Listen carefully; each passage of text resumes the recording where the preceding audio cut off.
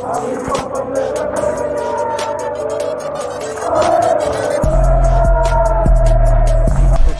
out to Kop-Ish. Shout out to Kopish, guys. Keep all the good work the up. two legends, Emil Heskey, Howard Gill. Can't get much better than that, guys. Yeah. You know what to do now. Like, comment, subscribe. I'm with legends, guys. Kop-Ish. Hello, lovely people. Hope you're well and welcome to another Monday Night Live. It is the first Monday of May. Bless up to everyone. First and foremost, Eid Mubarak to all the brothers and sisters celebrating Eid today. Hope you had a fantastic day. You guys are the real MVPs after, I think, was it 30 odd days of fasting, etc. Big up to yourselves. Big up to yourselves. Drift, how you doing, bro? Yeah. Come see, come saw, you know. Yeah, not the ideal results over the weekend, apart from ours, obviously. But the weekend of football messed me up a little bit. In terms of, like, it's not how I wanted it to go. Although I kind of knew that was how it was going to go. So I made a little change of it. So it helped me to be a little bit okay, you know. So you bet on Man City to win? I had a triple bet on, I had Man City, Everton and Arsenal all to win in a triple accumulator, And I just knew it was going to happen. And I left Tottenham out in case they did a Tottenham, but they won. I could have had even more money if I'd have flanked Tottenham in there. But, Bun them teams, man. But I might as well make some money off of City winning, bro. You know what I mean, bro? And if they don't win, I paid for their loss, bro. It's all good in the hood, bro. I bun them lot, man. Matt, what are you saying? Bless, man. I just into the conversation about Man City winning and Arsenal as well. Me personally, I wouldn't have done it personally. I wouldn't have bet on them because I just don't even want to give them, as Drift would say, like, you know, like the luck or whatever. So I purposely stayed away from all betting and all that this week specifically, only because I thought Leeds were gonna do something. Then after the first goal winning, I was like, yeah, business as usual, innit? Like, Man City are gonna just roll them over, innit? But I shall tell you when I knew it was done in that game when Dallas broke his leg. Yeah. Oh shit! Is it a break? Yeah. But do you know what? Just He's quickly done. touching on that. He's done. Obviously, I'm not gonna wish injury on anyone, and I feel it for the guy. You could see how much agony he was in. But I know I keep on going back to it, and I must sound like a broken record. That challenge doesn't happen if the referee is on point. Like, I don't know if you guys watched the game, but I probably watched up until that point. And some of the tackles that were flying in, some of the things that he was letting go, I was just like, there's letting the game go and letting have the game have a little flow. But there's a point where you're like, no, I've got to nip this in the bud because someone's going to get hurt. Had Dallas had picked up a yellow card before that or had been given a proper talking to by the referee, that wouldn't have happened. And it's getting to the point now where referees, it's like, who's actually watching over these referees to say, you see in that game, yeah, this and happened. Like, what was the reasoning behind it? And you know this can't happen again, right? Like, forget about the game and sportsmanship. Like, there's player safety at hand here. And we saw it in the Leeds game earlier this season when Harvey Elliott got his ankle dislocated. Like, that kept on happening because the tackles were getting worse and worse because the Man United game, the 5-0, Curtis Jones gets kicked by Ronaldo, a yellow card. You got flipping Bruno Fernandes takes out Curtis Jones by the byline, a yellow card. Pogba over the ball took out Naby, yellow card, then got to VAR to be a red card. Naby comes off the pitch injured. It's like, it makes no sense what they're trying to do. There is no logic to what they're doing. It's not like they're saying, we're letting the game try and flow a bit more. It's almost just seems like a scattergun approach. I don't know what you guys think. I don't know if you saw the game or the build up to it and all that. What's your guys' thoughts on it? Once it went 1-0, I stopped watching, bro. 100. Like every Man City game that's on TV, if I'm even bothered to watch, as soon as they go 1-0 up, I just turn off. I don't watch pussy holes winning, so I just switch off. But what you're talking about with the tackle thing, with the yellow cards and stuff, I fully get what you mean. The only thing I will say is when Harvey broke his leg, everybody watched that happen. And I've watched countless challenges this season of the exact same nature. So sometimes I don't think people care, or they just get caught up in a moment anyway. So I think it can go either way, because a player you can break legs and they're still flying in with crazy tackles. But yeah, the ref has to stamp his authority at the beginning, 100%. Yeah. And look, let's not act like we haven't had our fair share of like tackles. I mean, the one Mane did at the weekend, again, I don't think it's a red card, but I can understand why some would be in a little bit of an uproar because it was a bit of a follow through. But at the same time, on the goalkeeper, are we talking about the one on the goal? Yeah, goalies get that all the time because that's the nature of the game, though, and people have they can't not go for it to give the goalie a break. That's a goal is what football's about. So no, I hear that, but it was still high and he caught him. Like not every red card is a purposeful tackle. Sometimes it's just a red card.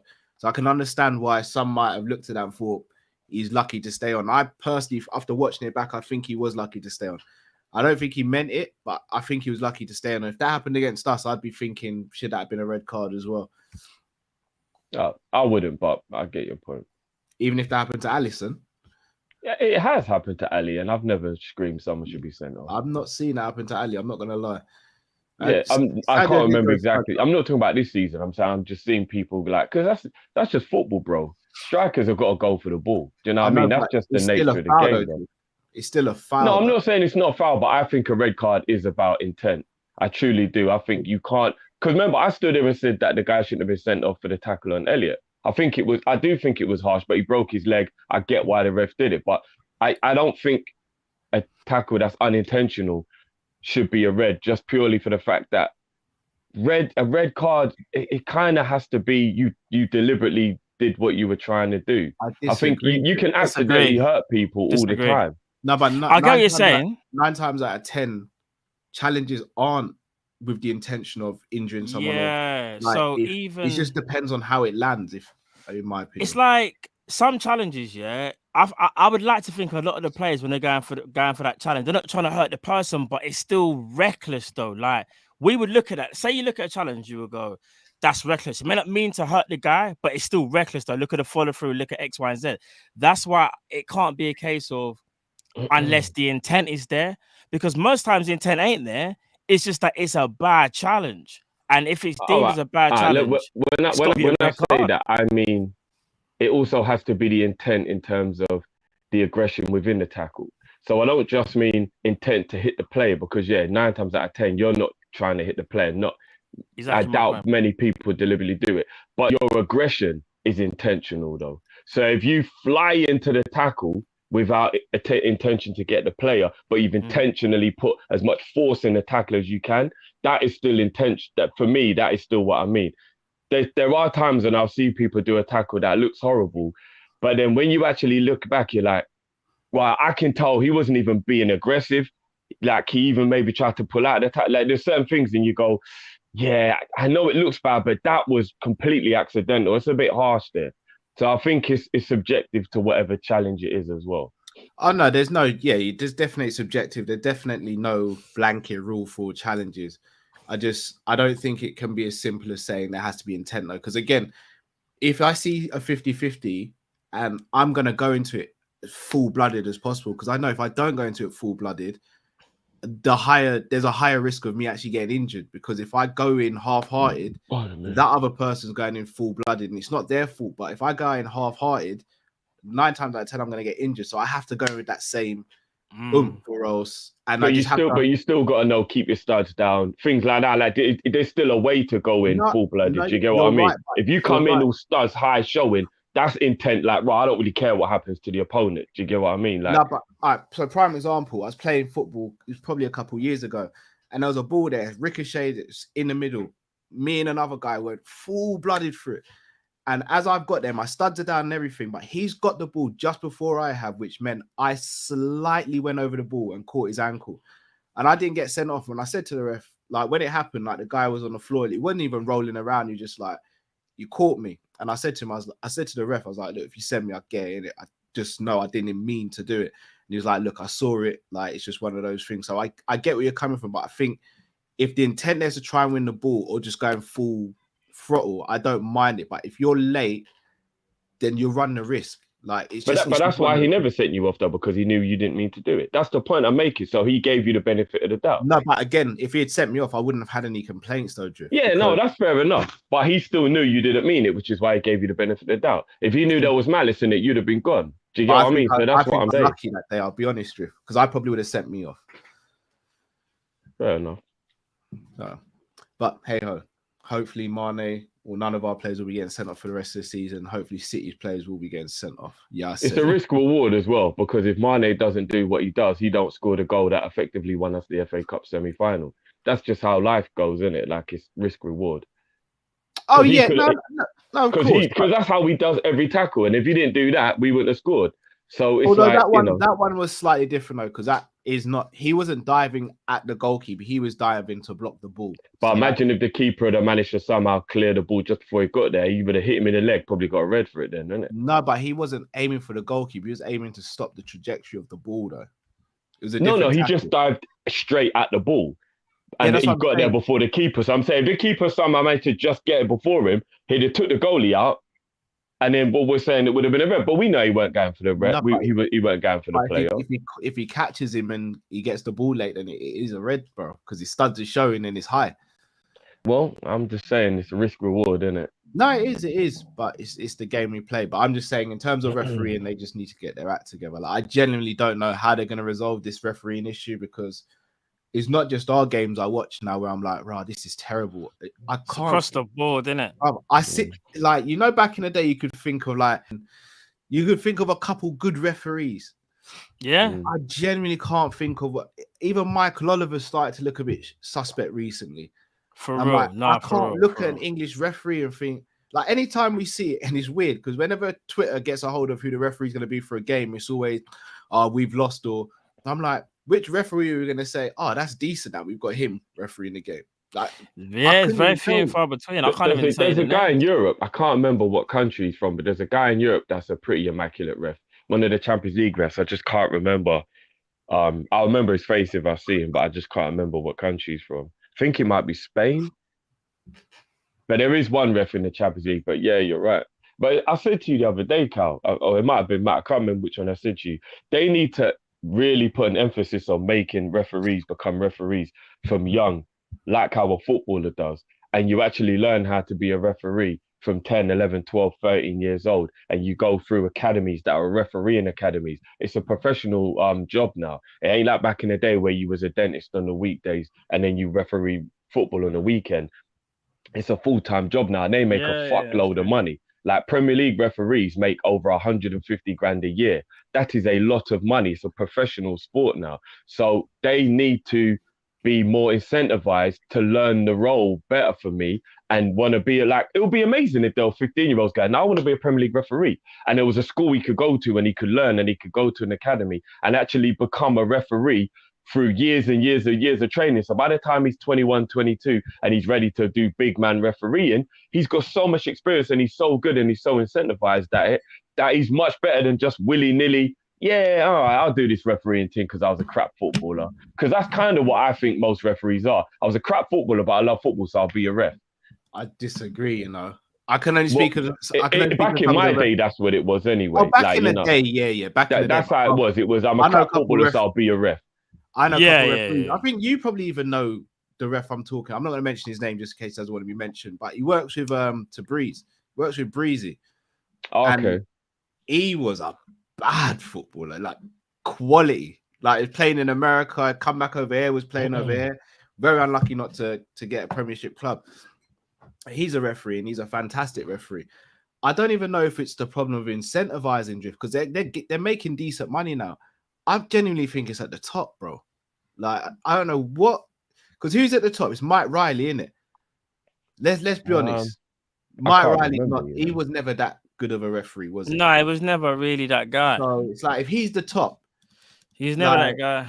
You're asking yourself some questions, isn't it? Mike Riley was a very well-known referee though, so maybe that's why he got it. Yeah, well-known and good is two different things, though, isn't it? Well, no, sometimes you get a job because of who you are. But that's the problem, though, isn't it? It's the fact of everyone's buddy. So, all right, and they're human, innit? So I get it. Let's say, for example, you heard Drift that shoplifted, for example. Like, you're not gonna just come on there and throw me under the bus and you're gonna be like, yeah, I reckon there's probably something that Callum's going through at the moment that, you know, why he decided to make that decision. We're all human, we all make mistakes. I think we should just move on, forgive and forget. But let's be honest, this is what these lot are doing every week. These referees are shoplifting every week. But Mike Riley's there turning a blind eye because they're his brethren. They're actually his brethren. Like, who is that's where it's wrong then, isn't it? It shouldn't be a friendly thing like that. Exactly. It's a job. For me, you need to get someone at the top who ain't known by these lot, ain't even liked by these lot. But the moment they do something, something's got to happen. Mike Riley was in charge of that Old Trafford game between Man United and Arsenal. The Reyes, you remember what happened to Reyes in that game, bro? The one where they lost the Invincibles. Oh, Jose Antonio Reyes. The Rooney penalty, that one. Yeah, that was Mike Riley, bro. No one can't tell me Alex didn't sort him out before and after the game. Oh, come on. We all know that. Yeah. That was, Man United fans think that we're being weird and salty, but like, it's like what everyone's doing with the Man City stuff being brushed under the carpet. Now, it's so easy to go, oh, you're salty, you're da-da-da. Nobody growing up in the 90s and the early 2000s can tell me they didn't see some shit where they're like, the refs are in Man U's pocket. I don't care what anybody says. The refs are in Man U's pocket. It's been a minute. Fergie was having wine with the referees and all this after the game, and same with other managers as well. Like, yeah, there was an intimidation factor 1000%, if not more, for Man United back in the day. I don't care what anybody says.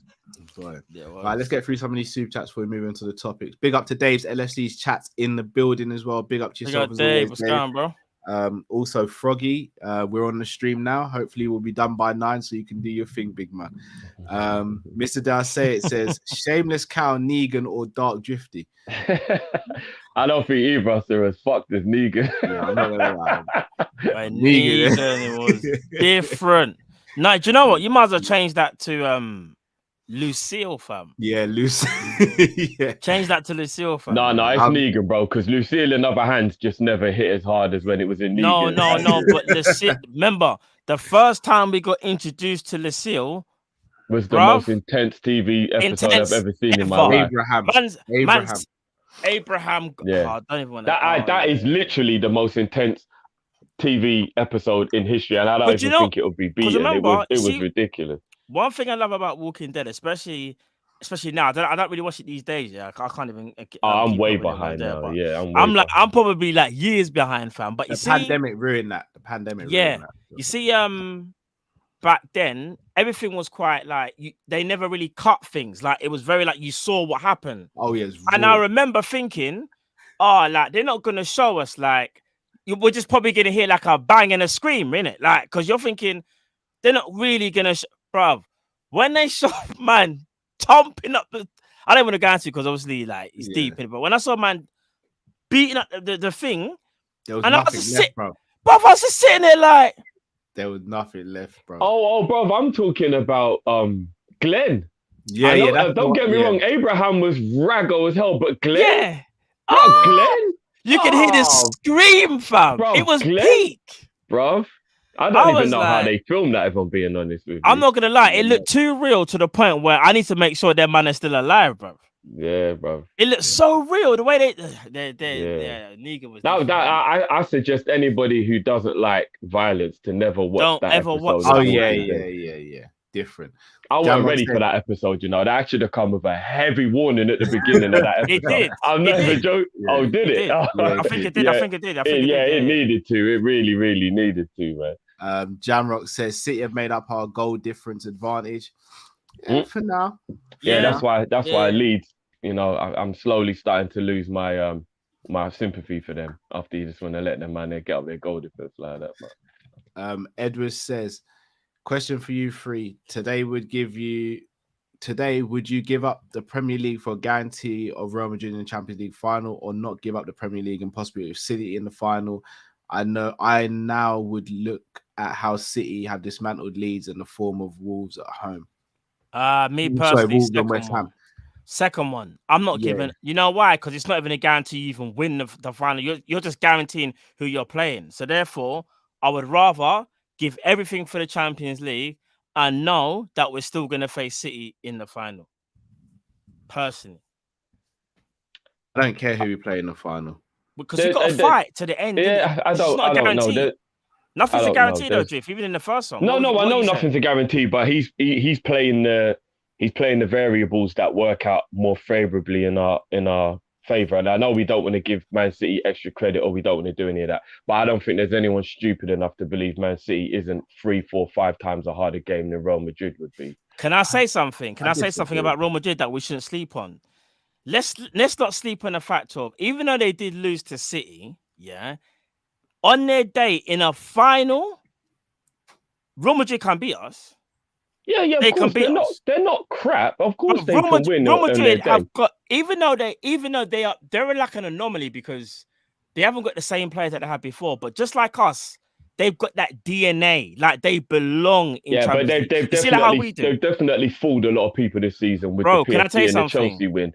Like, on paper, they're not as good as City, bro. Not even half. I'm not saying that, City, but bro. on paper, what I am gonna say is, I remember we was having a conversation, and you were like, "City are gonna smoke Real Madrid." I was like, "No, City they won't smoke them." I said, "You see Real Madrid? Yes, they lost, but bro, here's the thing: they're like us." So on paper, Man City, you're right, probably should have peppered them, and they had more chances. Let's be what they did, but they didn't, and they're still in a tie. And do you want to know something?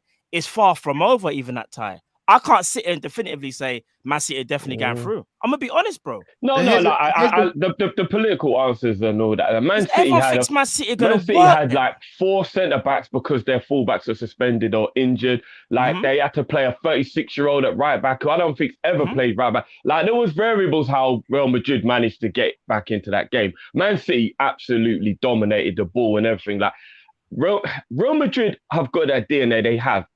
But I'm being honest, it's just they've got Benzema. Like I'm not joking. Like if I found out tomorrow morning that Benzema twisted, no, Vinicius and Modric are ballers. There's no doubt. Yeah. Like they've got good goal. Like they've got good players.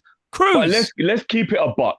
The only reason they beat PSG was Benzema, and the only reason they beat Chelsea was Benzema. No. And I'm telling you, if I woke up tomorrow morning, I don't mean solely like he got the ball from the halfway line and beat everybody, but you know what I mean. He's doing what like Van Persie did for Man U the year they won the league. There's other people chipping in, but he is the one who is like the danger man, the scare person, the one who's getting the clutch goals, turning nothing into something. He's the talisman. Like there's a difference. You know, like 17, 18. If you woke up tomorrow morning and Benzema twisted his ankle, was injured for 2 weeks, yeah. Are you telling me that you wouldn't go from thinking it's 60% Man City win that game because to he's the 95% they're going to win know that why, game? Do you know why? He's the talisman, though. Say that same question for De Bruyne, though, Drift. Would you feel as confident? City cope way better without De Bruyne than Real Madrid do without Benzema, bro. No, but 100% they do. 100%. I think he's the talisman. No. It's not, bro. It's not, man. It's not. Because who does what Benzema does? They still got Bernardo Silva. But they've still got Bernardo Silva. They've still got Grealish. They've still got Mahrez. They've got other players who can still emulate what De Bruyne does. Do you know, what Benzema does for Real Madrid? I'll say what you're saying here. They lost 5-0 to Barca when Benzema weren't playing, guys. The only reason being is because Real Madrid don't even have like a replacement 9. Sorry, Man City lose to Palace and all that. Like, no, but not embarrassingly. Like they got smoked without Benzema, bro. Like actually embarrassed, bro. Was that 5-0, 6-0, something like that? It was like 4 or 5-0. Real Madrid got no striker. 2-0 at home lost to Crystal Palace. But it's an embarrassing result for City. I don't know. Premier League's like that. I think it's a bit different. But it's an embarrassing, bro. If we lost 2-0 at home to Palace, we'd be embarrassed, bro. That's not even disrespectful to Palace. This is what it is. Yes. You'd be fuming, bro. You'd be saying but I don't know if I'd be embarrassed. I'd just be vexed. Like I'm trying to think because Crystal Palace, I can imagine like that rubbish that it would be like. I can imagine you say that though. Yeah, but that's all in the heat of the moment. I'm trying to be logical here. I'm saying like I don't know if it'll be an embarrassment, but anyway, point being, I still think City go through and we play them in the Champions League final. What I don't like is this narrative that Real Madrid are just a dead team, though. Like, brother, if Man City gave them they were down to 10 men as well. I didn't know that. If Man City gave them their best and they came out of the game as a 4-3, I'd be quite worried as a City fan right now. Yeah. Real Madrid have come as heritage, bro. Like it is his heritage. Real Madrid are a team that can do it. That's So what Matt I'm is right. saying. I would not go into that Champions League final Yeah. feeling like it's a foregone conclusion. That's what I'm saying. 100%, bro. You're right. Kai, But I would have a lot more. One second. I would have a lot more feeling of we can do this against Real Madrid than I would Man City, though. That's what I'm saying. Like, Man City is 2-3 times of a harder game in that final than Real Madrid, though. We have to be honest.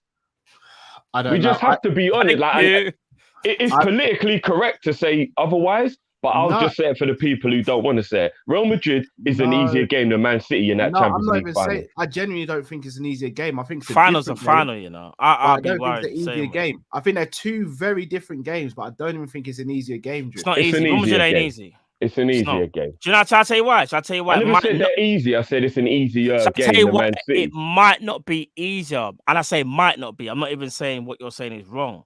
What it is that we kind of know how to play City. City know how to play us. We don't really know how to play against Real Madrid. And do you want to know something? You see, Carlo Ancelotti, he knows how to do these things in the big occasions. That's what worries me. Like even though we would be favourable to win that game, and we would be, but I guarantee you, by bookies, we would actually be favourites for that game if we play Real Madrid. But what would worry me? We would be the favourites. We have to be honest. We would be. But hear what I'm gonna say. Real Madrid, just like AC Milan of old, and us even now, they know when it comes to the big occasion, they turn up. Remember, it's one game. Certain man can roll back the years for. But Modric will turn into 30-year-old Modric again just for one game. Toni Kroos ain't even old anymore. Casemiro will be back. David Alaba will play like the Alaba of Bayern Munich when he was actually like concentrating on football. And you'd have Militao rolling back that time when he played against us. And we was like, flipping on, man, this guy's kind of serious. That's what would worry me. That's the only thing. That it really would, because no joke. And Vinicius. That is genuinely what happens if you play a top team, and Real Madrid are a top team. Yeah, because they got ballers. But there is no way they are as hard as Man City. It's just like I actually think it's disingenuous to how good City are to say Real Madrid is as hard of a game as No. It's only because it's a final. I think it's just a bit different. What you're saying, you probably are right. A game is a game if you don't play the occasion, though, right? If you don't play the occasion, a game is a game. But it's a final. Look how we played against Spurs in the 2008-19 final. I think that was because we had 3 weeks out with no football. It was just really weird. But I hear you. But really and truly, we should have really, really beat. When you actually look back at the game, Spurs kind of played better.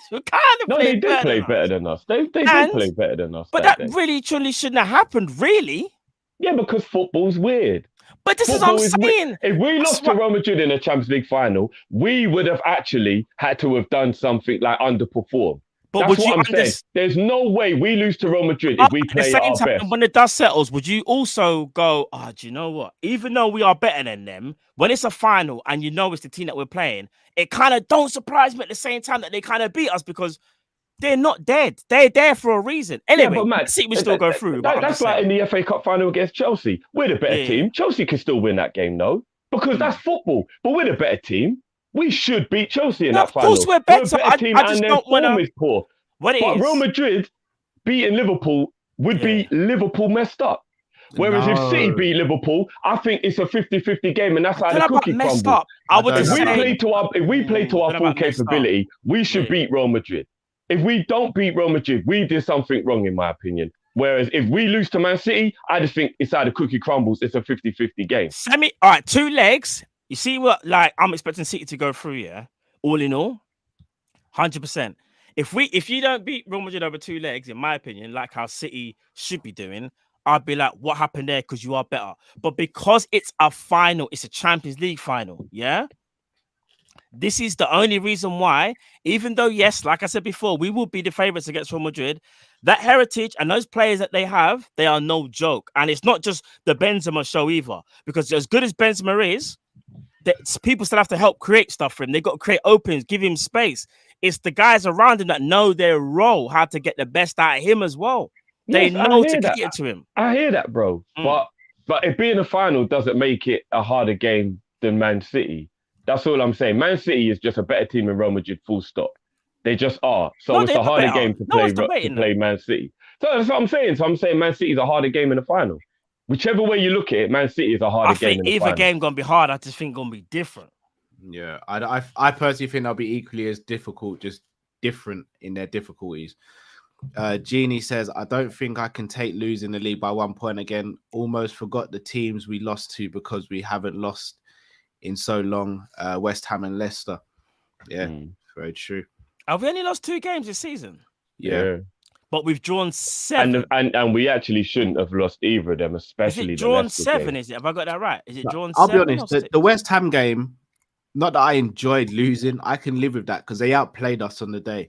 Leicester, we should have won that game. We lost that game. I remember that Leicester game. West Ham Oh beat my us. gosh. We lost against Leicester. I agree, but 2 of the West Ham goals were so bad from like Ali, I think it was, Milner, Fabinho. There were some people who were so like uncharacteristically making mistakes during that West Ham game. They deserved that win. West Ham outplayed us. Yeah, West Ham were good on the day. Leicester, we battered from pillar to post. Yeah, that one. We were poor. Himanshu says, guys, by the way, why haven't you done the Premier League draft till now? Premier League draft? Was we going to do a Premier League draft? We can do that. That's a brilliant idea, though. Yeah. I don't remember us saying we're going to do that, but that's a brilliant idea. Yeah, Premier League era draft. in the off season, guys, we're going to have so much of that fun stuff. So yeah, we need to make a mark of that actually, because that actually would be a good one. Genie Houdini, rank the season 1 to 10 if we only win FA Cup and League Cup. Quick answers, boys. What are you saying? 5. 5 for me as well. A 6. Give it a 6. BC says no away team has won in 90 minutes in the Champions League final history. Only one away team after extra time on penalties in Chelsea 2012. We're home if we get there. Fair dues. I like those. All of those little things there, though, can start really messing with your head, because then I start worrying about Pep being in 2 finals in a row. What's the chances of him losing both? Ancelotti, Real Madrid have never lost a final. Like, there's so many things that can start messing with your head if you start doing all that. So I try my hardest to stay away from all of that stuff. But I get the point. Jamrock says Real have lost 3 Champions League finals in 16 tries in 39 years. Well, I didn't even know they lost those 3, but that must have been years ago. But yeah, see, that's a hell of impressive, though. So that's what would be scary about playing them. Real Madrid are really good. It's just hard to see. Man, like Matt says, my number 8 Guan bottle it against Madrid again, fam. No, he won't. He won't. He'll be fine. He ain't your number 8. Look at the profile. You see the Yeah, profile. Messi FC says, forgot EPL draft. What about Park Life draft? No, we're not doing the Park Life draft. Yeah, that's a bit harsh still. Yeah, you can't be slandering, man. All right, boys. Let's move on to the official first topic of the day. Tchouameni.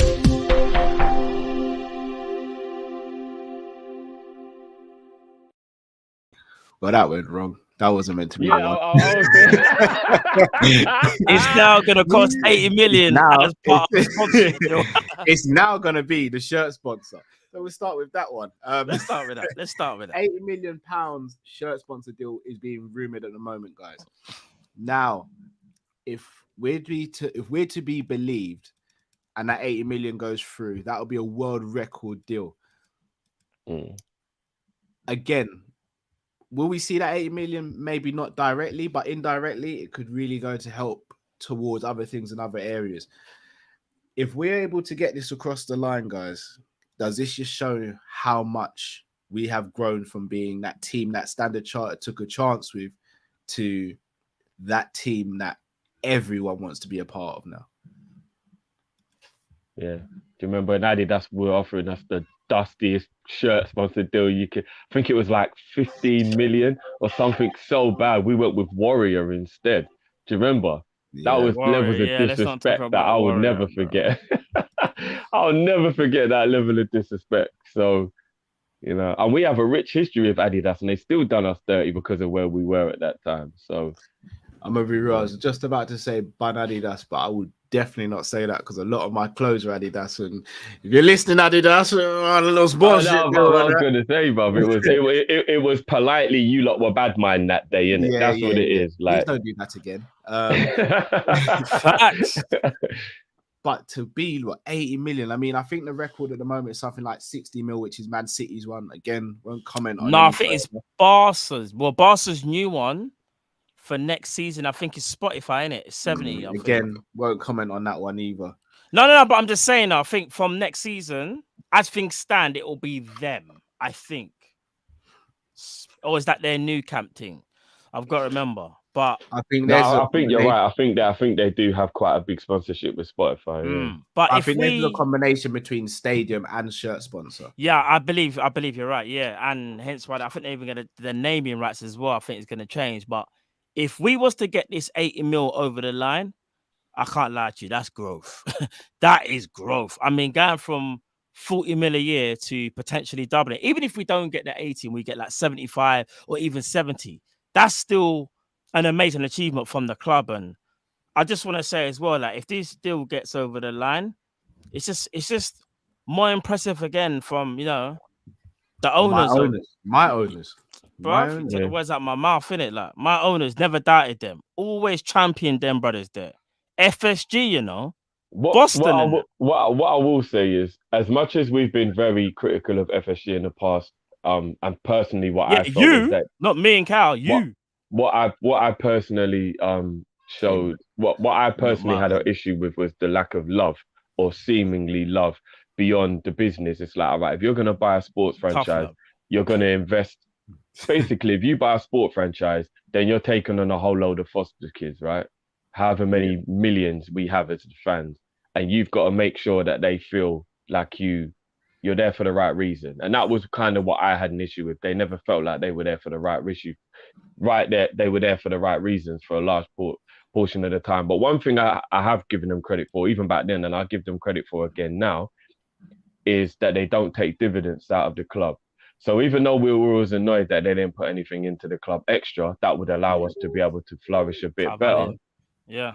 We have to be real. When you look at what a lot of other owners do, Kroenke puts hella debt on Arsenal to do stuff in America, like uses it as the asset and puts hella debt on the club to do it. You look at the fact that the Kroenkes take money out every year. The Glazers take money out every year. Like if you look at all of that kind of stuff, you do have to give FSG credit for the fact that money that's made, they do let us keep it. Even if it doesn't always go back into transfers like it should, they never put it in their pocket. So I've always had a little bit of admiration for the fact they don't do that because at least they're not being uber greedy, so to speak. And if we get that sponsor, that means contracts can be renewed. That means we might get a bigger transfer kitty. Who knows? Especially now we found out the night money might have paid for Diaz because we kept saying, well, what's happening with all that money we made from the shirt deals? And then the rumor has it that's how we paid for Diaz. So I was like, okay, you can start to see some fruits of the labor then. Like these things that they've shown us are maybe starting to show a bit. So we get that £80 million shirt sponsorship, and then we get a Tchouameni, and we might maybe buy a right back, or we maybe buy a Nunez or an Anthony or something like that. We can be like, raw, this is all what's contributing to that.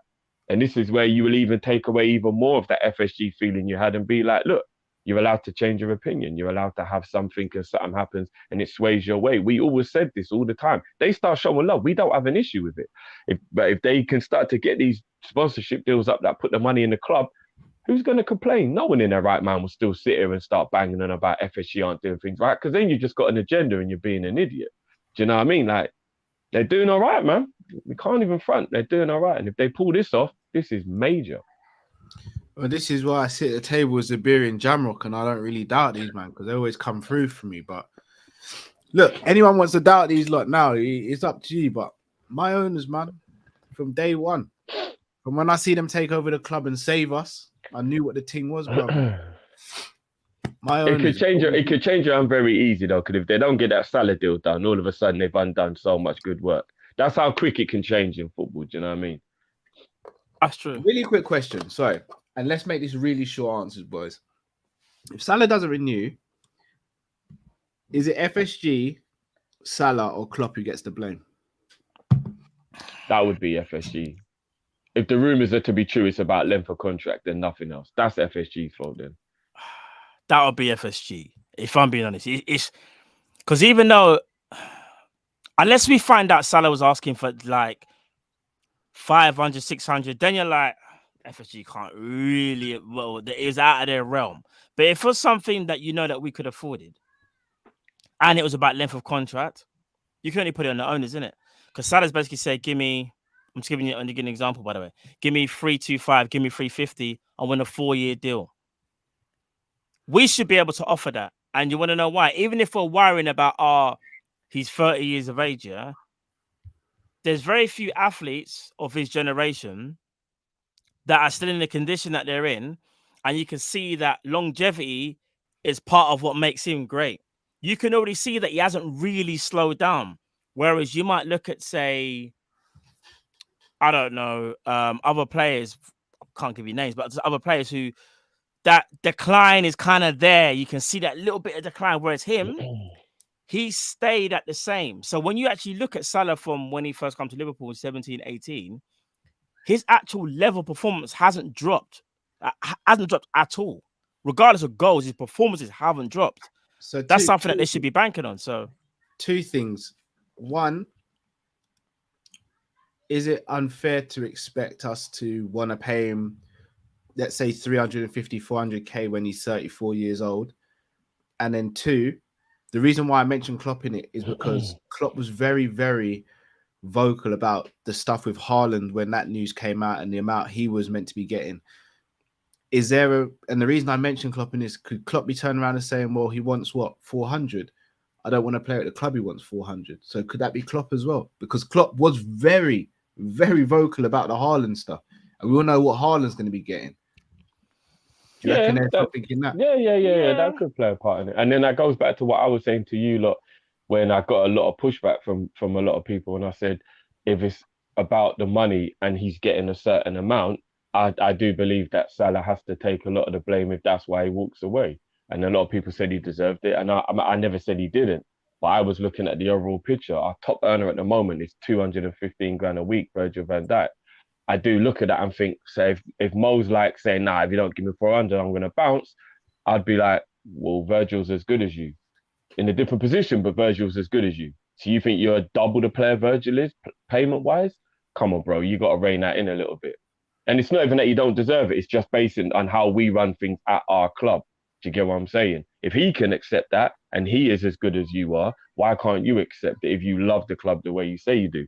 So I think there'll probably be blame you can point in all directions, I guess, isn't it? Yeah. I'm just trying to ask the question. But look, everyone would be happy and over the moon if we got 80 million pound deal over the line, right? Yeah. Is it 3 or 4 years, the length of the deal? That's per season. I'm not sure. Yeah, they haven't said. No, that's what I mean. How many is it? 3 or 4 seasons? They haven't even said. They just said Liverpool looking for 80 million per season. I think it's normally 3 years, isn't it? Kind of like a base length. The first one from for a shirt sponsor. Ornstein said was looking for 2 years, which says to me that maybe we're trying to do the whole do 2 years if they want to renew. Like basically, we're trying to strengthen our hand in it. Don't put ourselves in too much of a long contract where it's like, maybe we achieve more and we're thinking, because here's the thing. The reason we're able to even tell Standard Chartered we want more is because since we started with them, we've won trophies. And that renegotiation period is now here. We should be saying to them, which is true, yeah, double it. Like, look at what we're on now. We've got even more sponsors on board, which are paying us X amount. And we've already won a trophy this year. And we look like we're going to win more trophies. So, well, we're in a good position right now, man. All right. Let's move on to the actual topic we're meant to discuss. Hopefully this works this time. Tchouameni.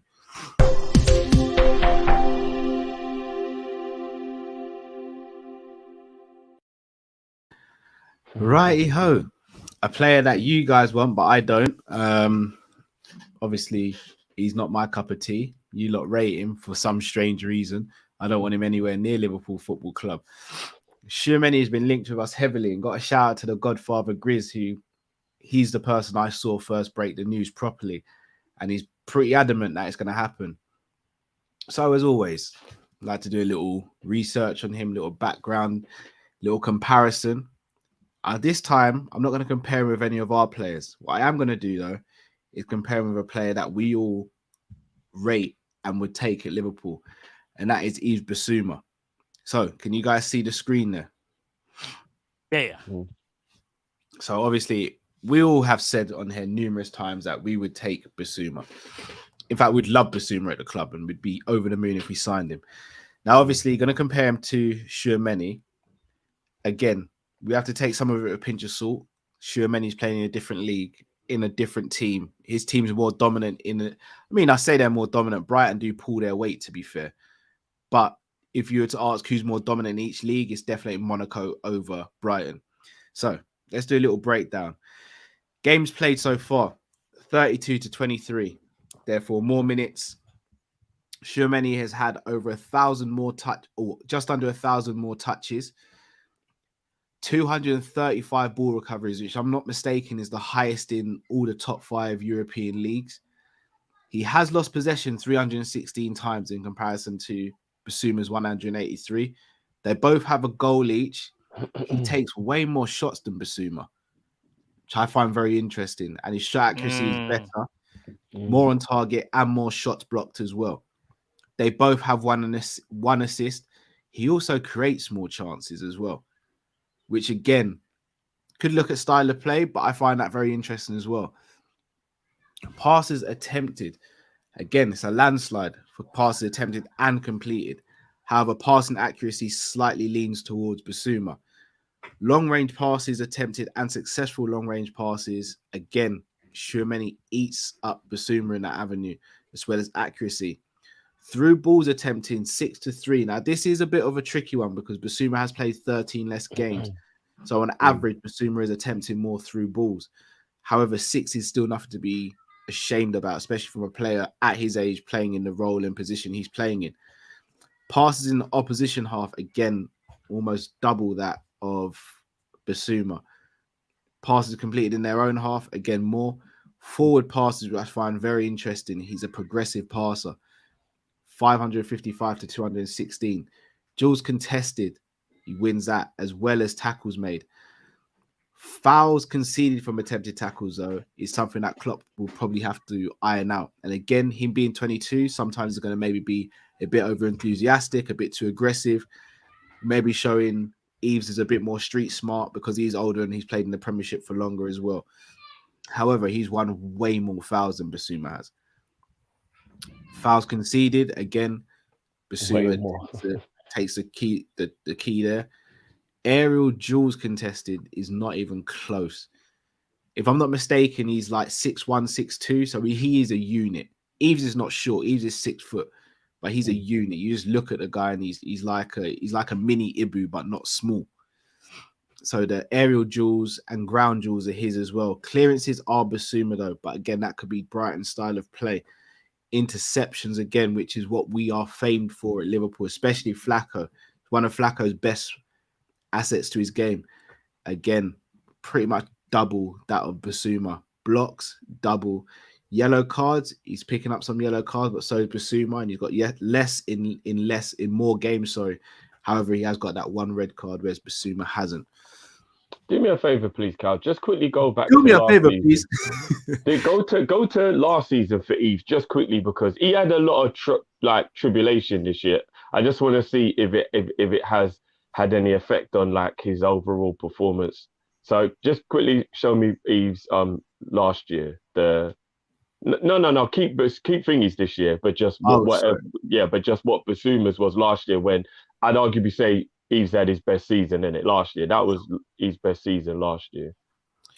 All right, so Eves played 36 last season, so more minutes, obviously. He still had less touches, slightly more ball recoveries, but 4 more games. I mean, he's not going to catch that in 4 games, surely. Possession lost, again, loses possession less, same goals. Shots, I reckon he'll catch up his shots. There's only 2 shots in it. Accuracy, again, is still there. Assist is higher. Chances created, passes completed and attempted. Again, accuracy, there's 0.3 in it. Long range passes, again, he eats up Bissouma. passing your possession half, he still eats him up. Duels contested, I think he'll reach and better that this season. It's still a Tackles lot made, closer now that we're going off of Easy's best season. Though it's a lot closer now than it was this year. very true, but also looking at Eves has played more games as well. Yeah, but he played This 15 more games than Eves this season, so I I know, guess but you could say the same thing, though. no, I hear that. But if we're looking at this season, we've got to look at what's happened this season, innit? But in terms of his season's not finished yet. Obviously, God willing, he doesn't get an injury or anything like that, which derails his season. Fouls conceded. Again, Eves way more fouls, still wins more fouls, and gets more fouls. Aerial still wins. Ground duels a lot closer there. Clearances, I don't think he'll touch Basuma with clearances. Ground duels, I think he can. Interceptions, he still wins. Blocks and yellow cards and red cards it's literally identical. I think that makes it a much better comparison doing that one. It's still Tchouameni still comes out pretty much just above, but I think it was only fair to not go and get because Eves has been through a lot mentally this season, so I think it was a bit unfair to judge him on this season. Do you know what I mean? No, that's a good point. Tchouameni does still just edge it, even when you change it to Eves' best season, which was last season. He still just shaves it. It showed you how good Tchouameni actually is because Eves was a don last year. Like he really was. He played very well, yeah. He played very well last year. That's what I'm going to ask you guys. We sat there and said, in fact, I'm going to have two questions. We sat there and said Eves Basuma is going at a guy. Tchouameni almost seems as though he's Yves Basuma, but slightly younger. He just hasn't got Prem experience. That's the only thing. Obviously, I don't want him. Do you guys, after seeing this, does this make you guys really go like, this is kind of the guy still? Yeah, I think Matt would agree with me. It doesn't change our opinion of Tchouameni. We rated the guy regardless. The only thing I will say, and I know it's a very big cliche that people all say, but there's kind of a reason cliches are cliches. Prem proven does count to a degree, and Basuma's obviously had 3 years now, I think it is, in the Prem, to prove he's more than, like, he's comfortable in it. It's what he does. So that's the only thing, I guess. And I guess that kind of does also go into the stats. I don't know if you lot agree with me. And if you're playing in a harder league, your stats are a little bit more credible, so to speak. You know what I mean? Like if I scored 100 goals playing against under 16s, and then I scored 50 goals playing against the under 23s, you'd probably rate my 50 goals against the under 23s way more because you'd be like, well, to under 16s, you should be scoring more goals. So I'm not trying to be disrespectful to the French league, but I think you get what I'm saying. Like the Premier League is so much more of a harder competition and playing for a lesser side because, as Cal, I think, rightly said, Monaco are a better team than Brighton. So it's a bit easier sometimes as well with better teammates, whatever. You know what I mean? So I think you've got to be, if I'm being honest, bro, I genuinely think it's a 50-50, if I'm being honest. I do genuinely think between those two players, I'd actually go 50-50. On who is the better player. Sorry, Matt, just before I come to you, Drift, really quickly. Alisson, I'm going to say Trent, Matic, Konate, Gomez, Simicas, Flacco, Naby, Thiago, Salah, Diaz. They weren't proven when we signed them, bro. Yeah. I'm not saying Prem proven is the only way to go. No, but I'm saying when it comes to us, and I know it's going to sound like I'm being really biased. When it comes to us, considering what we do in terms of player search and acquisition and all that, do we kind of just have to ignore the Prem proven thing? I wouldn't say ignore it because I think there might be, whether coincidentally or not, a reason why there's quite a few players like Simicas and Fabinho and Naby and a few others that like it took a little while before Klopp fully trusted and played them week in, week out. It might, I don't know. I think you still have to look at maybe some, but maybe you saw Fabinho in the French league and when he came Prem, it was like, oh, because I think even we said it. I know me and Matt had this conversation off camera, like, well, Flacco really needs to get up to speed with the Premier League. You know, he looks like he's not going to cut it with the pace of the Premier League. And then lo and behold, it took him a couple months to get up to speed, and then he adapted. I remember still, yeah. Do you know what I mean? So you never know, innit? You never know. whether Matt it does still help. Matt almost cut me with the razor in the barbers because I said that will be all right still. I remember I was like, I'd flicked it out with like it was greased, bro. I was like, I remember like Fabinho must have played like must have been like 3 games or something. And even though the quality was there, it was more about his movement. I kept saying to Drift, like I think the first time I was like, bro, Fabinho's moving mad slow, bro. Like he's running in tree. I remember we watched the Arsenal game together, bro. Do you remember? We watched the Arsenal game together, and he was so out off the pace in that game. It was the scary, game bro. was just going past him, and you're like, yeah. But here's the thing: what I needed to understand was that he knew he knows he's not the most athletic. So what he had to do is take that time to work out exactly how we play and where he needs to be. Once he done that, he was absolutely fine. But those initial moments in games he had, I was like, nah, bro, I'm not gonna lie. Like, this guy actually might not be the guy. And it wasn't because of his quality on the ball or his reading of the game. It was just athletically. And it's not like he's gotten faster. He's just adapted. And that's the thing. The Prem can do that to anybody. We've seen big profile names come into the Prem and it just hasn't worked for them for various reasons. Like, so it is kind of mad. With Tchouameni, though, when I look at what this guy possesses, he's like the brother to Fabinho because they're both destroyers, but they go about their business a little bit differently. Like Tchouameni, yeah, Tchouameni is that more. He's a bit more physical and he can cover ground a bit better. So say you want to do like a 4-2-3-1 and lock up shop. Tchouameni will be perfect. And not only that, I think him on the ball is getting better as well. Some of his passing is improving as well each year as well. So I think he complements our midfield very, very highly. And I can't lie to you, at 22 years of age, you can't do no wrong than sign him. I can't front.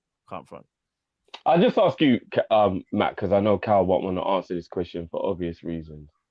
Would you be annoyed if there was an either or?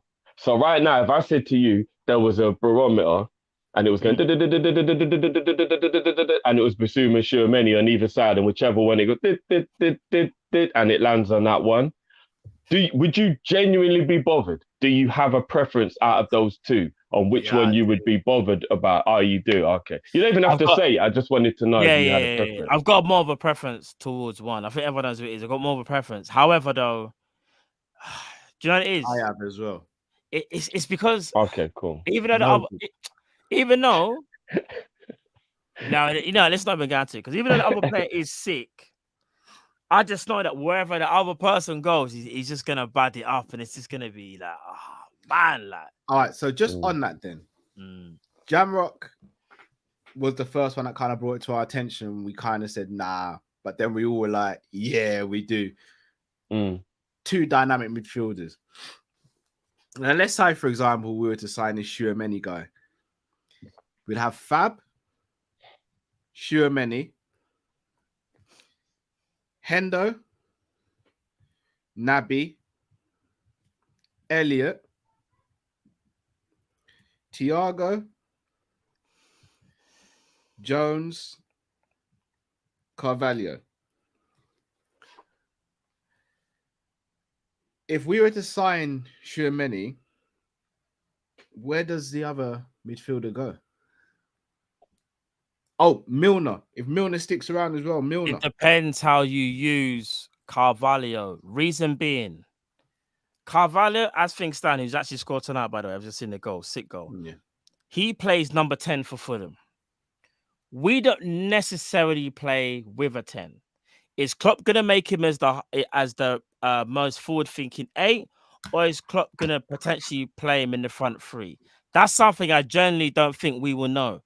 Because I'm going to be honest, guys. When we did buy Wijnaldum originally, I didn't think Wijnaldum would be playing a lot of the 6. I didn't see it happening. So Klopp does do that every now and again where it's like, well, you think a player should be, but he sees it where it's best, isn't it? So it is kind of hard to say, bro, if I'm being genuinely honest, because that says to 8, me, bro. Yeah, I think he will. Play Carvalho in the advanced 8. And if he does, that says right forward. All right, so let's say he does go. That's a total change, Cal. What am I saying? Go. Sorry, I'm talking about Not in our system necessarily, Drift. I think I it think is, bro. Carvalho. You man, I'm not saying I want that, by the way. I just think he does, Drift. I think Carvalho takes out Ox's spot. He Yeah, takes, so do I. And and then then I think he takes Henderson's space or Naby space in the starting 11 if he plays. who's And Tchouameni? no, I think if we sign Carvalho, I Oh, think you'd be looking at Thiago, Flacco, and Carvalho as a three in the middle. One really destroyer, one mad creative, and one a goal threat. yeah. You know That what? You that know that what? is what I think Klopp would Well, want his perfect blend of midfield to be. here's the thing. I've always said this, yeah.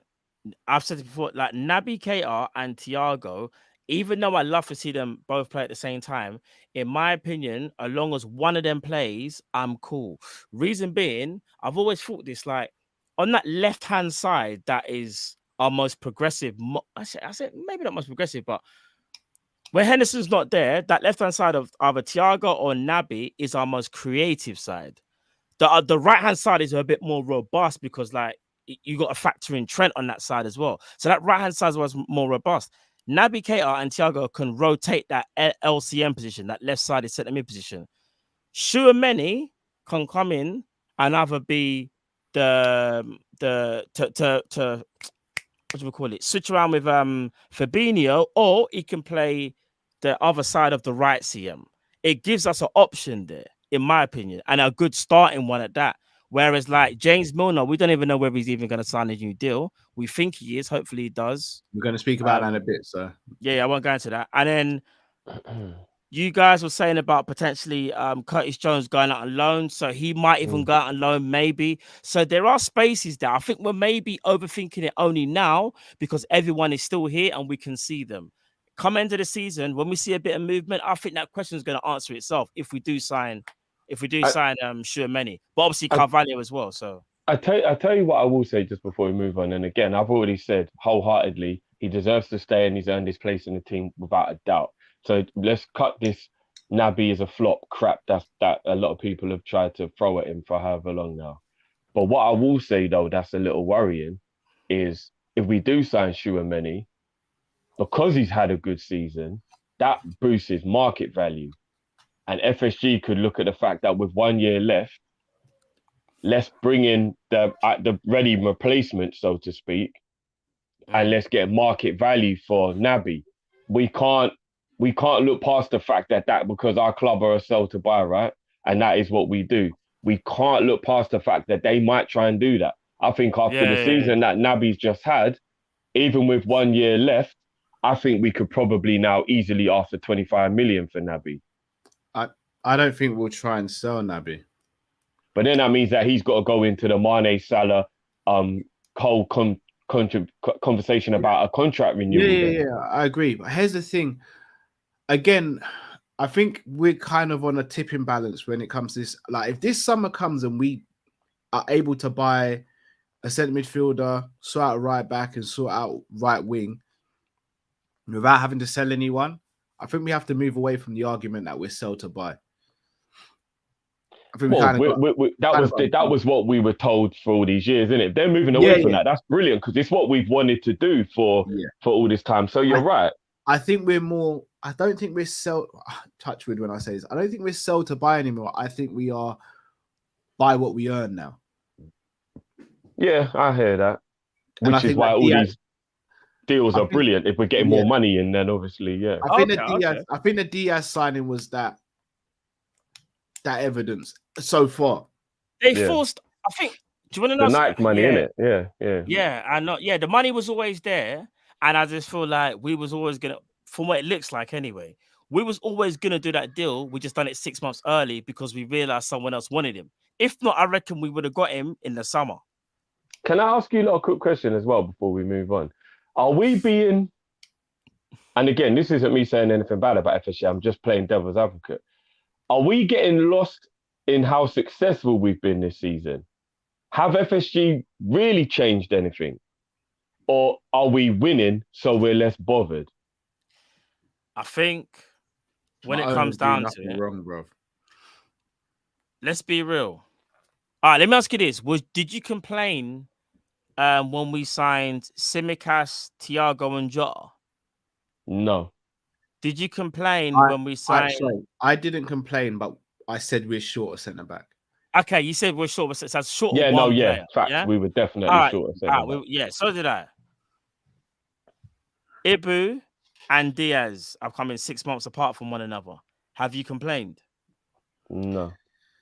And No. not only that, just like other commercial deals and things off the pitch, that obviously Anfield Road M being expanded as well. There's things going on, potential shirt sponsor deals.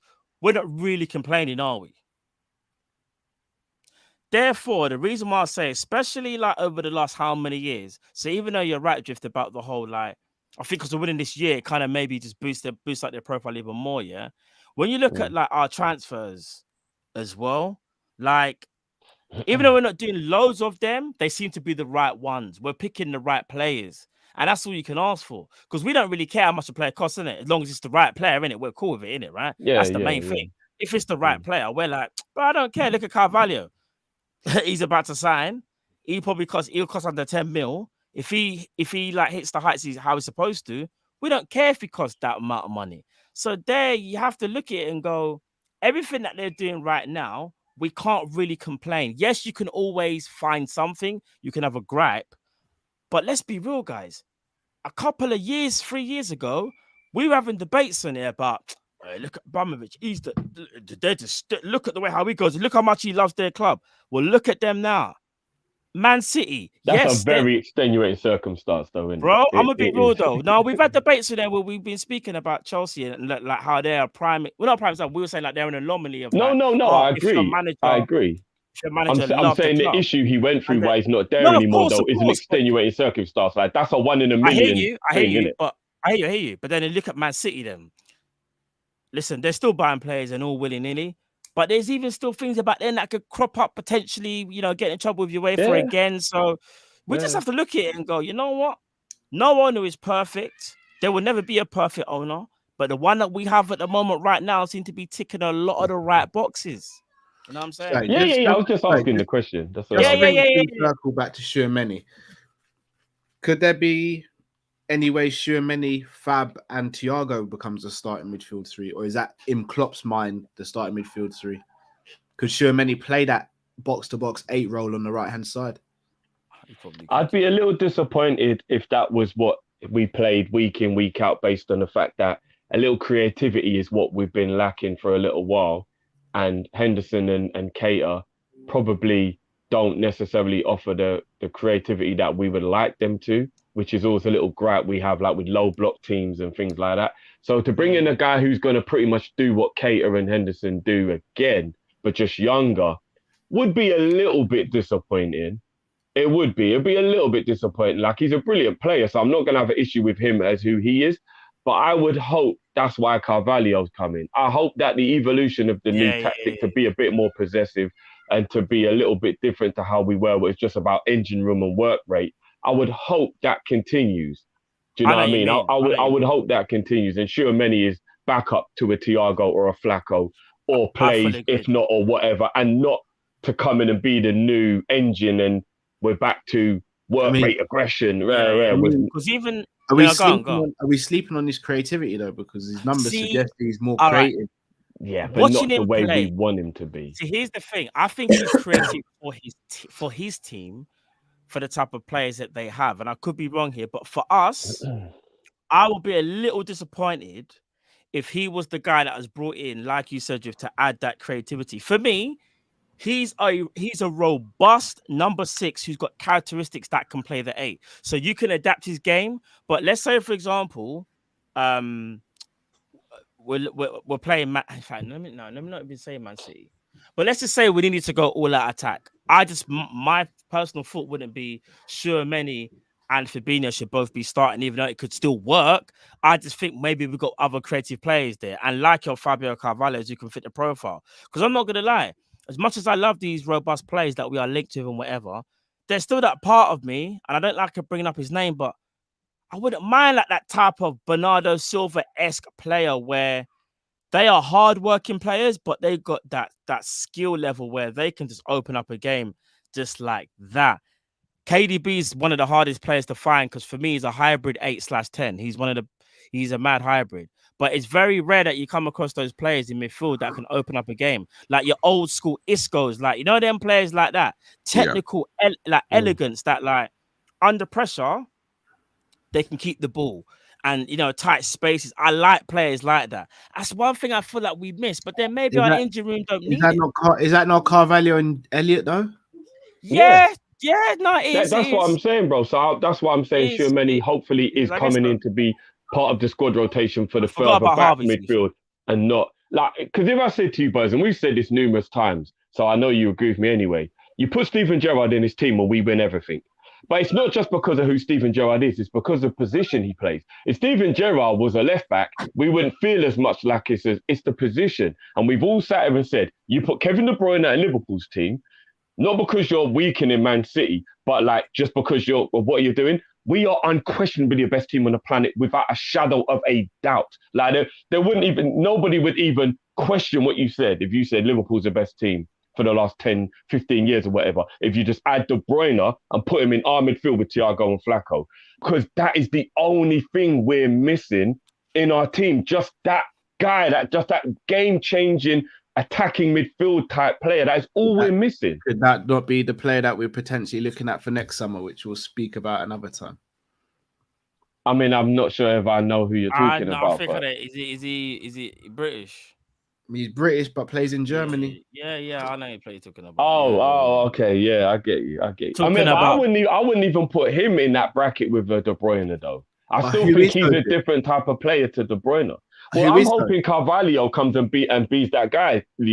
I genuinely am hoping Carvalho comes and beats that guy. Know what? Gerrard and De Bruyne are once in generation players, bro. Yeah, I know, which is why you pretty much don't get them again. But you can try and get the guy who's on the trajectory. You know what I mean? I think it's like just a well-known thing. Like if De Bruyne was to ever play for Liverpool under Klopp, actually, you see, and I'm gonna be real. All right, let me ask you like this. Actually, even if you cloned him, Matt, and Man City still had De Bruyne, but we just had him as well. Let me ask you. Let me ask you like this. Yeah, just quickly, both of you.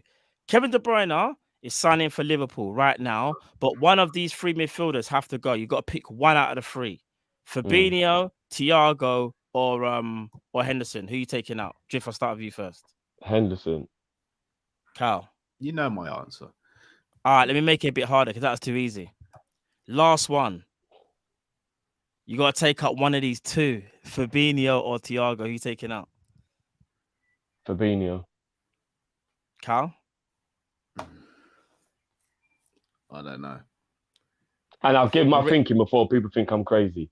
If you've got De Bruyne and Thiago in our midfield, I don't think we'd lose the ball enough for it to be as big of a deal. We don't have a DM.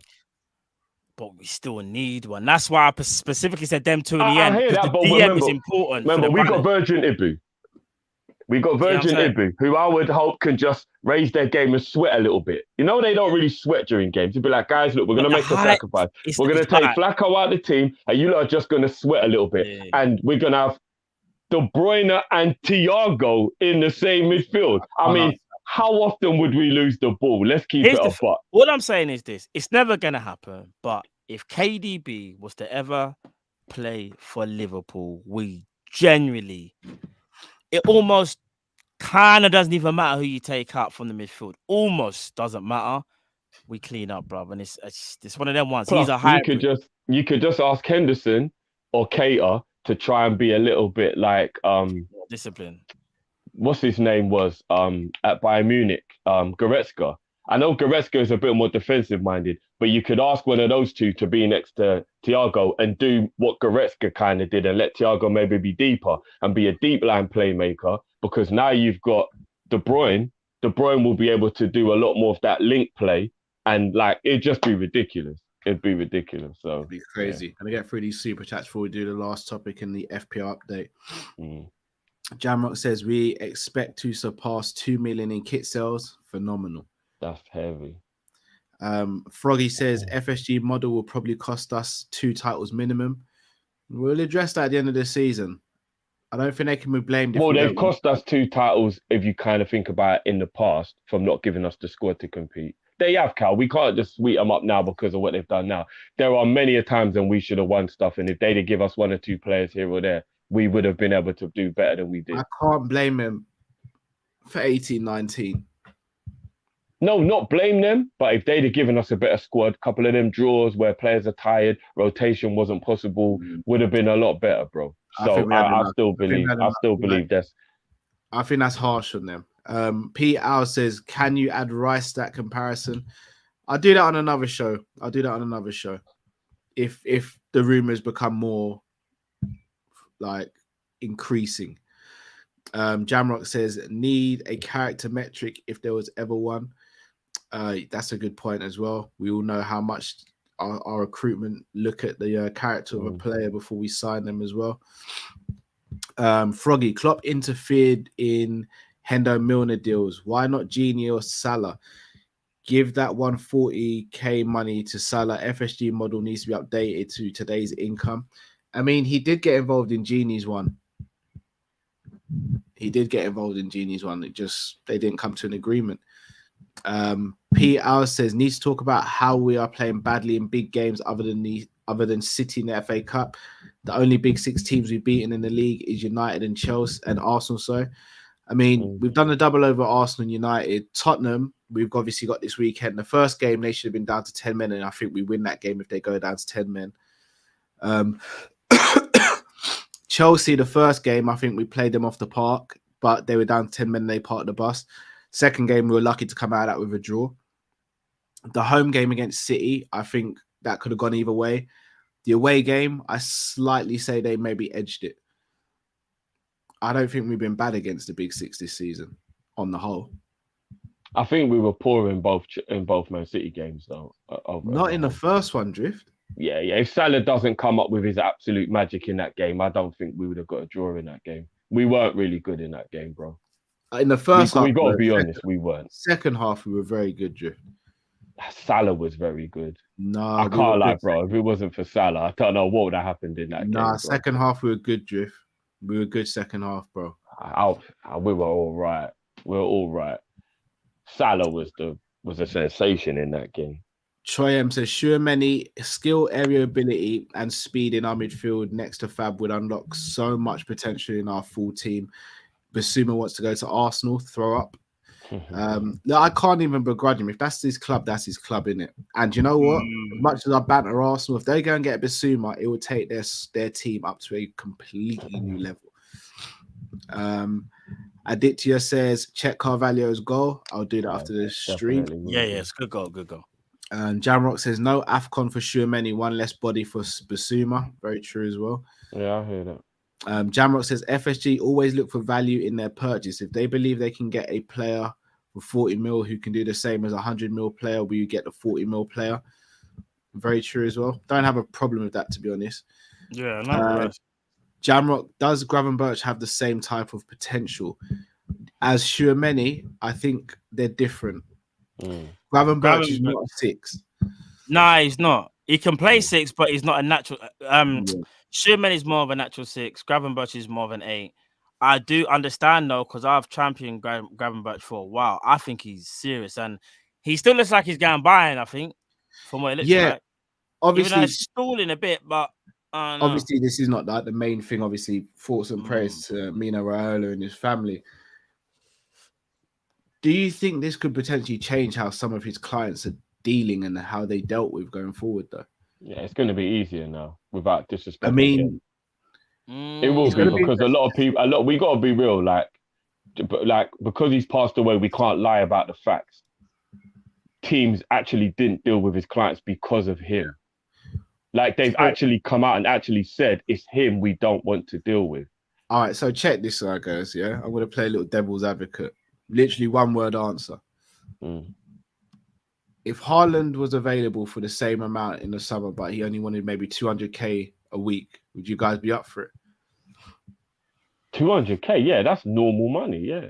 Yeah, you take Haaland. That's completely normal wages, Cal, yeah. You take Haaland. I thought you were going to say at least like 400 or something. No, I say 200. It was 500. Let's say it's 300. Would you do 300? I'd do 300, yeah. Yeah, I'd do 300. Do you think His ego has been massively inflated now, though? I don't even think it matters who his agent is now. He's feeling himself. And I don't have an issue with it. I've got a feeling in about 3 or 4 years' time now, I might feel about Haaland the way I feel about Ronaldo, where it's like he very much seems like he only cares about himself. I think Haaland's got a very he seems very egotistical. He's 20 years old and he's already feeling himself like this. It's only going to get worse, bro, to be honest. I disagree. I think he's a bit, for me, he seems like a bit of a joker, charismatic person. Ronaldo seems very much of, it's all about me, make sure it's all about me. Whereas he's kind of like, I'm loving life. Like that's how that might be because he's only 20. I reckon Cristiano at 20 probably was a bit more jokey. He's an old man now, isn't it? No, he's never been that type of guy, bro. We've always I don't remember. It was a long time ago. Jamrock says, Drifty, you said this morning that Klopp really meant what he said about having a small squad. Now he's saying the opposite. Which one is it? First of all, I wasn't even on stream this morning, so I'm a bit confused about that. But when I did say that, yeah, because things change, bro. Like Klopp. Maybe if Klopp, what I said was maybe it's true that Klopp liked having a small squad, but now he's adapted and is loving having a big squad. So if FSG gave him a big squad earlier, he would have just adapted quicker. We might have achieved more. So you can't really look at it like that. Do you know what I mean? If we'd have given him the squad that we should have given him a while ago, because FSG are doing well now, we can't act like that wasn't what our problem was this whole time. The squad that he should have had. Look how long it took to give Robbo a backup. It took ages. Was it 3 seasons it took before we got a backup for Robbo? That was too long. We still don't have a backup. Well, we do with Gomez, but you get what I mean. We still don't have a backup for Trent. Like, there's loads of things that we should have done that we didn't, and I think Klopp would have just adapted quicker. So it could be true that he did like having a small squad, but he was used to being at Dortmund where his players always got taken and whatnot. We should have let him get used to a big squad earlier, man. We should have. We might have won more. Liverpool 12th man says Red Wedding, Game of Thrones, or The Walking Dead, and what's MNC? Working Deal in Hospital. I'm not sure what that was. MNC.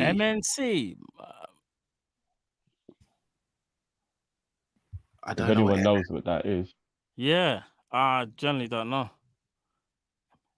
I know what the MNC. I don't know what MNC is. Yeah, now do I. Guys, just send another message, please, Liverpool 12, man. Even if you sort of super chat, just to clear that up. You see what Manuel's just said about the injuries? Is that being slept on? And are we only really going to notice that if he does come and play in the Prem and then we start seeing that he's not available more regular than we do because we don't watch the Bundesliga? 14 injuries in 2 seasons is a lot, you know. It's calm.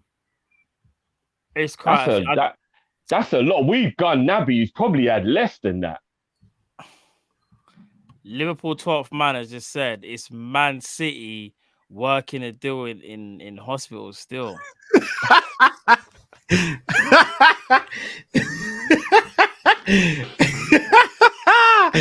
right, no comment. Allegedly. Mr. Dowsay Drift says, will Ramsey, Tchouameni be enough? Possibly Adeyemi. Well, Ramsey, man, I wouldn't want Ramsey right now. I think he's a bit too wet round the ears. I ain't really seen how good he is. I haven't really watched him. I don't really know. Is Ramsey better than Elliott? I know they're slightly different positions, but let's be honest. Is he? No. No, Ramsey's the right back, bro. Yeah, it's the right back cover Trent, isn't it? The Aberdeen right back. Not Jacob. Yeah, sorry. I'm thinking you're talking about. Okay, sorry. The one from Elliott. What, you playing inverted fullbacks now? So I thought you were talking about the Villa. Aberdeen one still. Is it Aberdeen? Oh, okay. Yeah. It's Aberdeen, isn't it? Aberdeen. Yeah, I'm with you now. I'm with you. Yeah. I don't know much about him, so I don't know. Listen, Adeyemi though.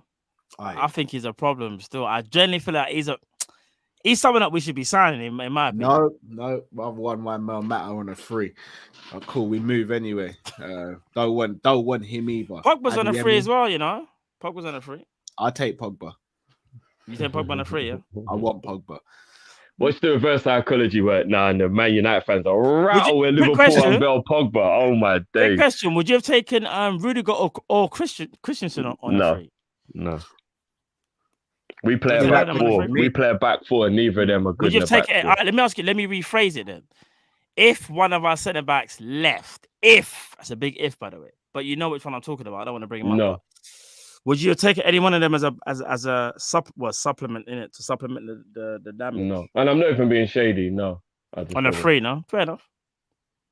Mr. Dare I say it says Joe Elegant, Matip song. I told you I got the Matip song already, guys. You should know this. I've got the Matip song already. Right, not going to spend long on the last topic, but we do need to discuss it. A certain man might be getting a new contract. I want to get your guys' thoughts on it. James Milner.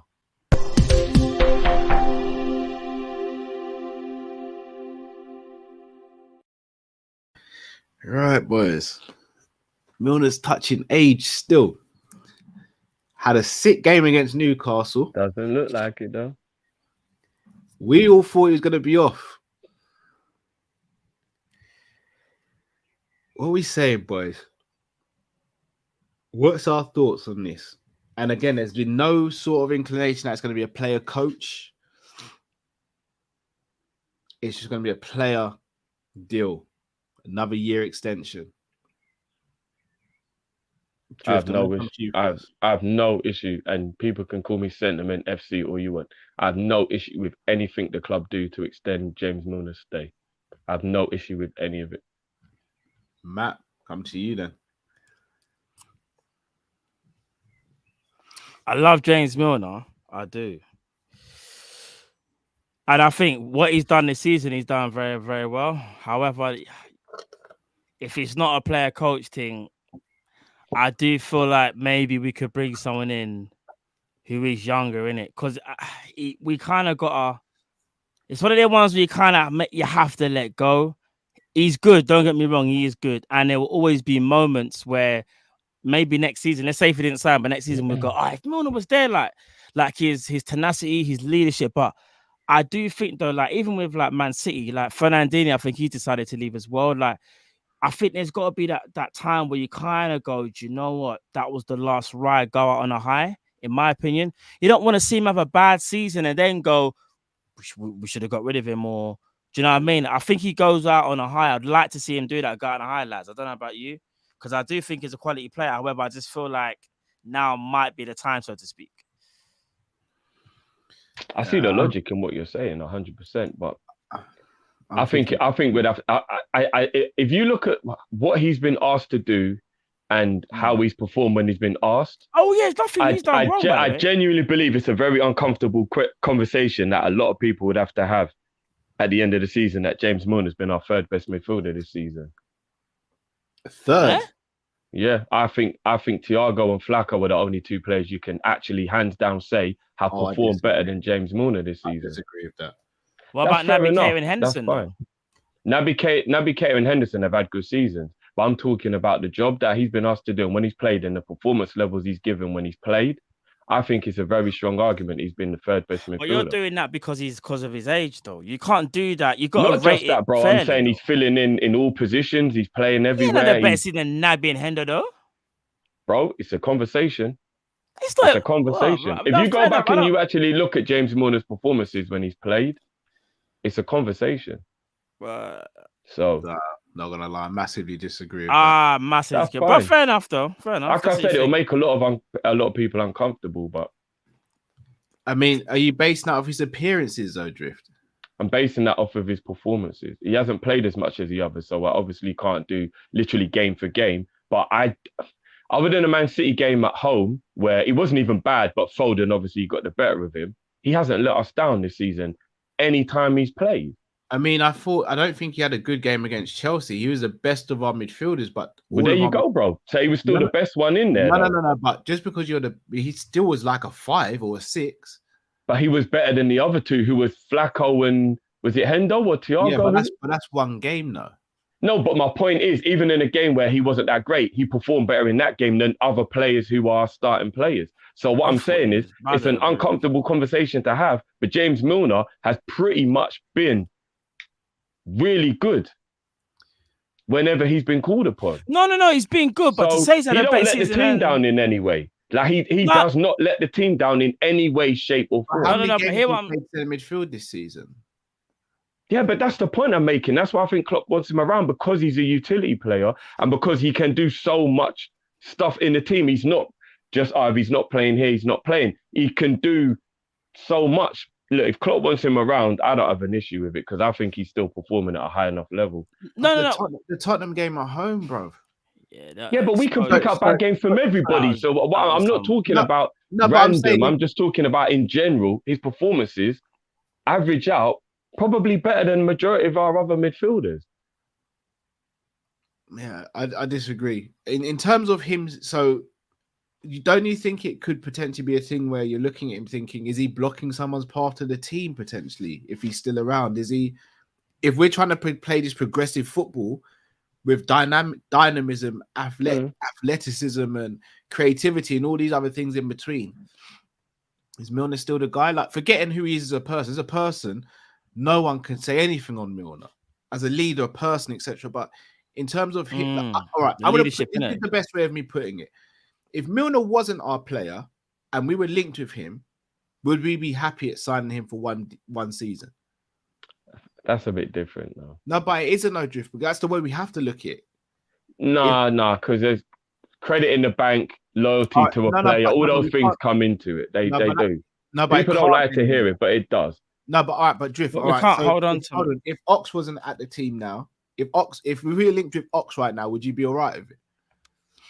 No, but Ox hasn't done what Milner's done to deserve the spot that Milner has done. I mean, arguably, you could say Ox has had just as many good performances as Milner this season. No, I mean over the course of his career.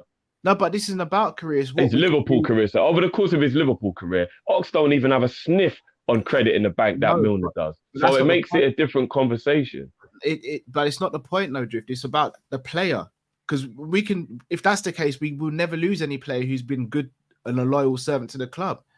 But there's a time where we've got to move on, surely. So, I mean, the question is... I'm not arguing. I'm not arguing if he moves on that it's not the right idea. I'm just saying I have no issue with him staying. None whatsoever. But I'm saying, is there not a little bit of an issue if we're sitting here saying if he wasn't at the club, we wouldn't be looking at him. We wouldn't even want him at the club. Not because we don't think he's been a great player over his career or anything like that, but what can he offer Liverpool right now? A lot, bro. Look how brilliant he played 3 days ago. No, again, one game. I could go back and say the game before that it wasn't so good. Yeah, but then that means that you're just shooting down any positive I give to Milner, bro. I'm balancing the argument, bro. You can't say he's had a good game and I say he's had a bad game. It's balancing the argument, bro. Yeah, but I balance the argument by saying I see you lost point. If he goes, I get it. He's old, younger players need to play. Like, I get it. I get you lost point as well. I just have absolutely no issue with him staying because he still performs at a high enough level to not be a liability in any way. Do you get what I mean? So I see you lost point as well. I have no issue with him staying whatsoever. Cool, Matt. I've already said what I think about Milner. Again, I'll say it one more time. He's done well when he's called upon. He's a massive influence in the dressing room. Like, his leadership skills are unquestioned. However, we can't just hold on to man because of what he's done. It's about progressing going forward. Because if that's the case, then we might as well hold on to a lot of other men who have credit in the bank. But if you can see the potentials there, there's a reason why we get Fabio Carvalho in. We need to freshen it up. There's a reason why we brought in Harvey Elliott. I know we were trying with the Morton thing. You've got to move on at certain points in it. There's nothing taken away from James Milner and his Liverpool career. Again, go out on a high. One thing I don't want to see, which could easily happen, by the way, he could easily play nowhere near as good as this season. And we're all sitting there going, you see what I'm saying? That's a spot there that maybe someone else could have taken because we waited that little bit longer. Do you see what I'm saying? It's not like Milner's 32, 33, 36, bro. About to be 37. And no, he just turned 36. Sorry. He just turned. But to be at the optimal level in our engine room, for me, the time has passed. Especially if he wants that 1 year deal and it's not a coaching thing. Because I said I'll accept the coaching thing. That's fine. Like, player coach, that's all good. But if it's just strictly playing, it burns me to say it, but we have to let man go, bro. We can't hold on to man because of his legacy as much as we would like to. just a quick one, guys. I think it's a good question from Hirissos. If Milner goes, who steps in to be our leader, barring obviously Virgil and Hendo, who are captain and vice/third choice captain? We have quite a few captains, although I think Milner is better than them all. But we've got Robbo, we've got Salah, we've got Mane. There's a few, Thiago might not be a captain, but he'll still lead by example. Like, we do have plenty of players in our, I think we'd be all right. But Milner is still better than everybody. I think Milner is our second best captain, personally. I think Henderson is first, and I think Milner is second in terms of their leadership and their influence on the players. So, I mean, Cal, would you actually think, no devil's advocate, would you keep Milner? With a heavy heart, no, I wouldn't. I tell you, I love Milner. Like, Milner's my guy. I was over the moon when we signed him. So happy he's done what he's done. Like, he's surpassed everything I expected from Milner. His sacrifice for this team in this era, he goes down as a legend, one of the greats. But I have to look towards the future. Like, I would hug him and be like, bro, thank you so much for absolutely everything you've done. You're a Liverpool legend. You love the club more than anyone would have imagined you would. But we need to progress now.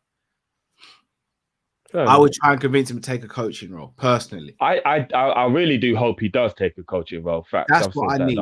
That's what I want to see. Like, if I see him, I'll be honest, if he went and was at a coaching role at another club, that would hurt me. But it's a risk I'd have to take. Yeah, I agree, 100%. I'd love to see him do what Stevie did and take their under-18s as well or something and start coaching them. Do you know what I mean? Even if it's not the under-18, but even if he's still around at the ground and he's that guy just learning his craft and. Well, remember they're at the same bit now, Cal, because we've all got everyone in the same thing. So even if he was with the youngest, he'd still be in the same vicinity anyway, innit? Yeah, I'd love to see that. Jamrock says the Villarreal Liverpool second leg preview this morning was our dream. No, we did the preview. Drifty wasn't on the preview though. Yeah, I'm not even gonna lie. I was confused myself about this morning. Yeah. Liam Kenny says merely to stay with that leadership and utility, then move him to the back room with Jude coming in to replace him in 2023. I like the sound of that. That was like a plan. I don't know about this Jude stuff though. Liverpool 12th man says it wasn't a joke. Sports Illustrated reported that Man City worked on a deal in a hospital. Raw. No. What on earth kind of deal would that be? The Mina Raiola one. That's kind of. Oh, they worked on it. Do you know what? Sorry, I don't know if I was being slow. I thought he meant a deal with the hospital, some kind of deal. No. We're talking about Matt. Do you remember when 12th man said that right at the end, and we looked at each other like, I really hope that's not true, because I'm not gonna lie, that is scumbaggery. Yeah, if a man is fighting for his life, and you still send a man to get him to get contract signed for transfers, that is different levels of unethical. That is bad. I mean, it's one report, and I'm not. And I hope that's false. I hope it's wrong, but yeah, you're right though. 12th man, I did see that, and I thought. Did you know about that, Cal? Did you know about that rumor that they sent somebody to still talk to Raiola to get a deal done when he's on his deathbed, bro? I'm gonna be real. God forbid I was with my family member who was about to pass away. If I did see anyone coming and asking about what, Cal, did you send that? Did you know if he sent the email? I'll be like, bro, do you want to be in the bed next to him? Facts. I don't think it's true, because I feel like it would have been more widespread. However, I don't want to discredit the report either. I'm kind of more hoping that it's not true, innit? Because regardless, like, that's just. But I know people will say business is business, but no, sorry, there has to be a cut-off point. There has to be no. If that was one of my family members and someone said her first, like, I'm just here to check to see if so and so sent the email, I'd be like, okay, come let me find out for you. How does the floor look from this height? Okay. Gary said, I can really see what Matt is saying about Milner, but I think it takes so much pressure of Hendo in the dressing room, a player coach role for sure. Yeah, that is true. So, well, Virgil takes that pressure as well, I think. Yeah. Joe LFC says Milner should have been sent off versus City at Anfield. I agree. To be fair, Milner was playing at right back, though, isn't he? Yeah. And he still had a good game, other than the foul I- that was a red card. It's one of the ones where you kind of but you kind of ignore. Let's be real though. Can I just be That was genuinely a bad honest? game for him. Yeah, no, but not only that. Second half, he was good though. So like first half, he got ripped to pieces. Second half, he was good in the second half. So Yeah, that was. I'm gonna be honest. That's a bad move. Klopp threw him under the bus. There, you can't expect Milner to keep up with Foden for 90 minutes. No, I get it. Imagine if Fernandinho played the whole thing against Vinicius the whole game. No, it wasn't the whole game, man. But put it this way, I'm saying if he did. This is where I blame Klopp for that. And look, Milner had a bad game that day. That's a bad man. If I play Thiago, Flacco, Hendo, Naby at right back against Phil Foden, it's going to look like a crime scene. In the same way, it looked like a crime scene with Milner. That wasn't Milner's fault. That was solely on Klopp. Like, he took one for the team, literally. 7. Literally. Base facing space says, who's going to slap Simi if he's... He turns off, you know. You see Milner run onto the pitch when the physio is doing something. Why is Milner on the pitch? Oh my god! He just slapped Costa. Funny thing is, the only other person that will slap him is a player he plays instead of. Yeah. Jamrock says it's about the next 5 years, not the previous 5. I hear that as well. Yeah, I hear that. Liverpool 12 man says SIA Sports Illustrated for abbreviation. Big up yourself, bro. So Sports Illustrated, they're not exactly somebody you can't listen to what they're saying, they're not right? Small time still. Yeah, that's a bit mad still. Ash says the light your head a gets wobble, a 1 year extension. More than happy for Man to retire the club. League Cup captain next year. The odd league appearance, I've got no issue at all. I hear that side of it as well. I respect that. No, I fully do. And at his age, I think he'd be more than willing to accept 10 games will probably be all he'll get next season. But he'll probably play brilliant in the games he plays. This is a bloody difficult one. 08-09 Mash and Chabby or 21-22 Flacco and Thiago. I can't lie. It's 21-22 Fab and Thiago for me. I don't even know this one. I generally don't know because you want to know something. Mascherano wasn't. Yeah, he was demon. He was you see, we talk about Flacco's lateral movement. Yeah, it's not an issue with Mash at all, bro. Mash used to hunt man down. Used to hunt. Mash would be on the pitch like this, bro. Bro, it's crazy. Do you know what I'd like to do? I'd like in the game. I'd like to do Mash and Thiago.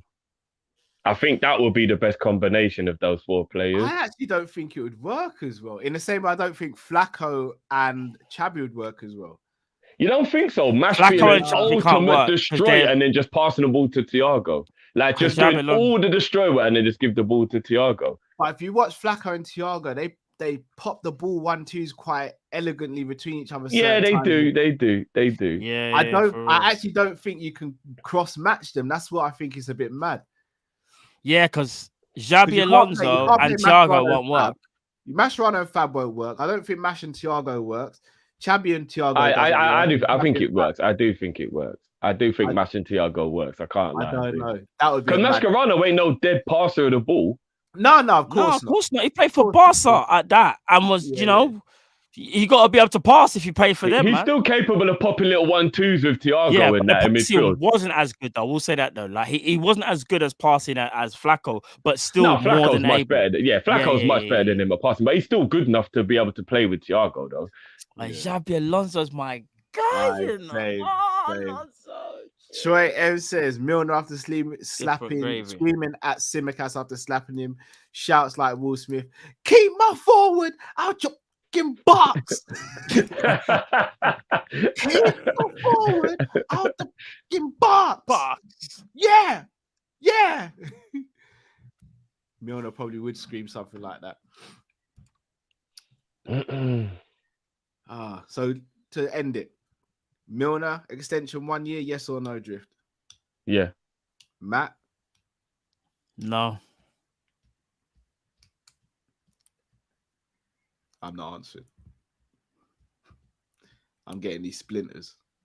I'll take them out later. Don't cop out. Nah, bruv, I'm catching these splinters, bruv. I'll take them out later. I'll go to the doctors and be like, yep, I was sitting on that fence really long time, and they never sanded it down, you know. Jamrock says, I was talking about the Bruyne potential for Gravenberch. Oh, nah. With all due respect to Gravenberch, nah. Not in my opinion. No, not like that. The Bruyne I saw from early, man. When he was at Wolfsburg, I was like, you never know, though. Nah, when he was at Wolfsburg, he was doing a madness. No, he was. But he was still about 22, 23 at that time, though, wasn't he? So he still had a couple extra years experience on what Gravenberch has now, though. But they're different players, though, as well. They are different. Monster, yeah, they are different type of players. Because if I'm not mistaken, didn't De Bruyne even play wing in his younger days as well? Like, he was a winger, wasn't he? He played a bit of wing as well. Yeah, he is a totally different player to Gravenberch. De Bruyne is just an assist monster, bro. Chelsea.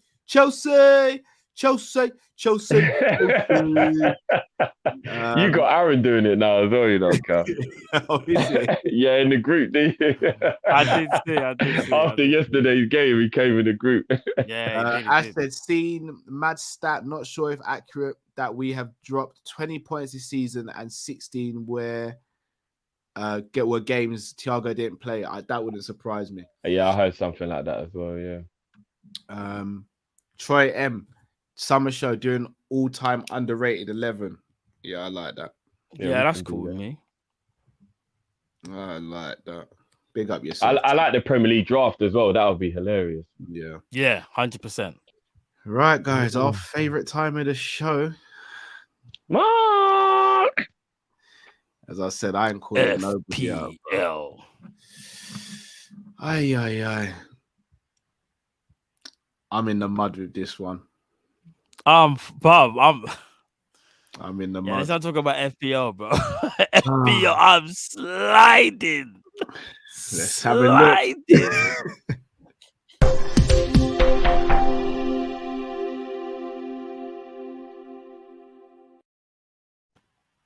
All right, guys, you guys see that? Yeah. Marcus is still in the lead. Marcus is moving like City, bruv. Bruv, he's moving like Thanos, bruv. Forget City, bruv. The gap's getting bigger every week. No, it shrank a little bit this week. Look, it shrank a little bit this week. No, his game week was, but he's actually, if I'm not mistaken, like the gap's actually bigger than what it was last week. Oh, is it? Okay. Yeah. Canal up to second. Roughton up to second as well. Poundland FSG has dropped. Glamour Boy is in fifth. Mark A in sixth. So to buy Edwards in seventh. Redemption FC up to eighth. I jumped the Sheriff in ninth. Lockdown FC in 10th. Not a Sweat FC down to 11th. Bossing Puddlefoot up to 12th. The 12th man down to 13th. Not Jota Clue. Isaac is in 14th. Is that Liverpool 12th man? Just let me know, bro, if that's you or if it's just someone with a similar name. And then in 15th place, the great one, Jamil. Great one. Scoop. Scooping up. Moving like I don't even know if Scoop was even moving. I'm not even gonna lie. Scoop was top for about 8 weeks, 9 weeks. Scoop was top for a while still. It's a marathon, not a sprint, though. Shawnee's in 8th. Big up Shawnee. Big up man like Shawnee. Jeez, come 8th, on. Yeah, is that you, brother? I see what you're doing, bro. LFC 21 says we've conceded more offside goals than legal ones. Yeah, that's mad. Still. I'm not surprised. I'm not for real. I'm not, I'm surprised. Don't give me Joe base facing like show us your lineup. It's like I was just like teeth and playing. I don't even blame him, bro. Do you know what? I'm not gonna lie. I remember when I can't remember. I was getting the same result as somebody every week. And I remember I checked their team and they literally copied my head. Like, you son of a bitch. But I hate people do that. When you're thinking like, I'm going to think outside the box. Then you see the other person knowing that they didn't have that. They obviously looked at yours, bro. I mean, is that not thinking outside the box? No, but here's the thing. Because he had the lead, he knew that if he's got the same players as me, I can't actually catch him because we'll get the same points. Nah, that's scumbaggery, bro. That's thinking outside the box, bro. That is scumbaggery, bro. Man said That to is consolidate, scumbaggery. consolidate I'm the a space. big man. That's scumbaggery, Carl. Come on. Do you want me to be That's real a- with you, lot? Well, I is that the rate type of thing you? Come I on, reckon Carl, Kyle's already man. done it. I reckon every week Kyle looks at our teams. I'm not even No, I joking. don't. Brother, I wanted to, but I don't. I haven't No, looked but at no here's the one's thing, team, you bro. know. Even if I respect the hustle, you can't really feel that good about your victory when you know you didn't legitimately get it. Speak for yourself, Drift. I did. I got a lead, and then I just matched you until the end of the season. Yeah, but then that means you didn't maintain the lead legally, though, did you? How is it illegal, though, bro? No, it's legal, It's but not it's illegal, just but it's come on, man. It's unethical. immoral. It's unethical. I'd Yeah, say. it's unethical. Why? It's Why immoral. is Come it? on, man. No, because do your own thing. Don't be looking at my thing. Do your I thing, rate bro. I'm not. Do I your rate thing in it. No. whoever that person was, tell him personally. I rate them still. Nah, they were moving mad. I'm not gonna No, lie, they were moving just for mad. that, yeah. Seeing that other league, I hope you finish fourth. I hope you stay there. I hope I you rate it. stay I'm not there. gonna lie. I fully rate it. I really do. But people, we are gonna be back tomorrow night, live match Indeed. watch along against Villarreal. If you haven't already, Villarreal. make sure you Big head game. over and check out the preview for the game. It's already gone out, so make sure if you haven't watched that to catch up on that before tomorrow's game. We're also going to be available straight after the game for a live match reaction. Hopefully, we'll be celebrating getting to our third Champions League final under Klopp in 5 seasons. Incredible statistic if that happens. And on Wednesday, we should have the Tottenham preview for you, Prem panel show Thursday, calling show Friday. Saturday will be Tottenham watch along and post match as well. Guys, you pretty much got a full week of us. Yeah, Indeed, you have. it don't stop, never stop. Can't stop. We don't even know how to stop. Clay says, Matt, do you think UEFA should do an all-star NBA setting? Yeah, that would be cool. I don't know if they'll ever do it, but that would be kind of cool though. Like a North versus South thing or whatever. Or yeah, that would be kind of cool if they did that. That'd be kind of sick. We got to do that as well. That's a That'd be video kinda idea. sick. North versus South. Yeah, man, that'd be sick. Still, that would be sick. That'd be sick. I don't know and how then South stands a chance, but we'll chop it up when we do it. Yeah. Mr. Dare Say Drift says we've conceded one more goal than we have. What's CS? Goals conceded in the EPL. That can't be right. We conceded one more I'm goal trying to figure out than exactly we have what you mean. conceded in the whole EPL. Huh? What? No, what? Yeah, I don't. Eh?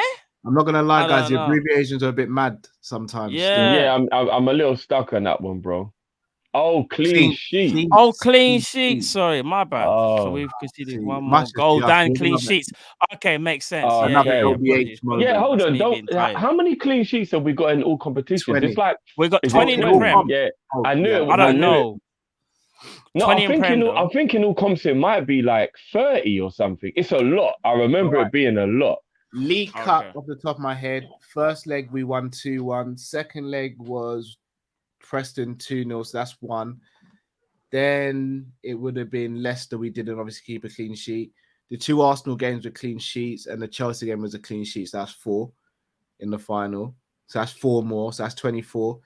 FA Cup first leg. Oh, someone said it, Cal. 31 out of 51. Oh, 31 out of 51. Yeah, I knew it was 30 Could have clean done with sheets. the whole in all. slightly earlier still. It making me sweat. 31 clean sheets out of 51. That is impeccable. That's a lot of clean sheets, man. That's a lot of Yeah, clean bro. sheets. That is Oh, impeccable. I can't lie. That is hella laundry.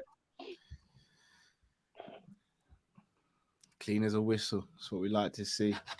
People, we are going to be back tomorrow, so make sure you smash the like button. Again, if you weren't able to catch this show live and you can't even catch it on YouTube, it will be available on podcast as well. So anyone who can't watch it on YouTube, guys, please let your friends and family know they can listen to it on podcast as well. Also, guys, what am I going to say? Follow us on social media. Let's get these follows up on social media. We've got almost 25,000 of you guys following us here. We'd love to have similar numbers on social media. So please make sure you follow us on social media. We're on Twitter, Instagram, Facebook, and TikTok as well. Matt Drift, anything you want to say to the people before we take them out? I just want to Roll ask on you like, tomorrow. one quick question. roll on Do you tomorrow. think Chelsea will drop out of the top 4? No. No. Okay. But if they They'll do- just. Chelsea. Chelsea, and I I want think Reece they'll- James. Just to put it in perspective, they're No, 5 just points make above. They're 5 points above Tottenham, 3 points above Arsenal with 4 games to go, and their form is horrendous. Yeah, Yeah, I think they'll scrape it in. They'll scrape through. They'll just You know get what's still weird though, because they'll beat Burnley 4-0, then lose, then they'll smash Southampton 6-0, then lose. So it's Yeah, like, they are weird, isn't it? Yeah, and they'll put they up a are, massive yeah. fight against us as well. Like, in oh the fight, yeah, like, I expect, All right. And let annoy me him. tweak it a little bit. Will they finish below Arsenal? no. They're only 3 points behind, same games played. I know don't think what? they will.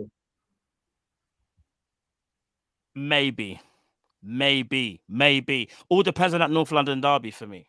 That's the one. If Arsenal win that North London derby, I think Arsenal will win it, you know, Matt. I do. I think they will win the North London derby, yeah. They seem to have luck on their side at the moment.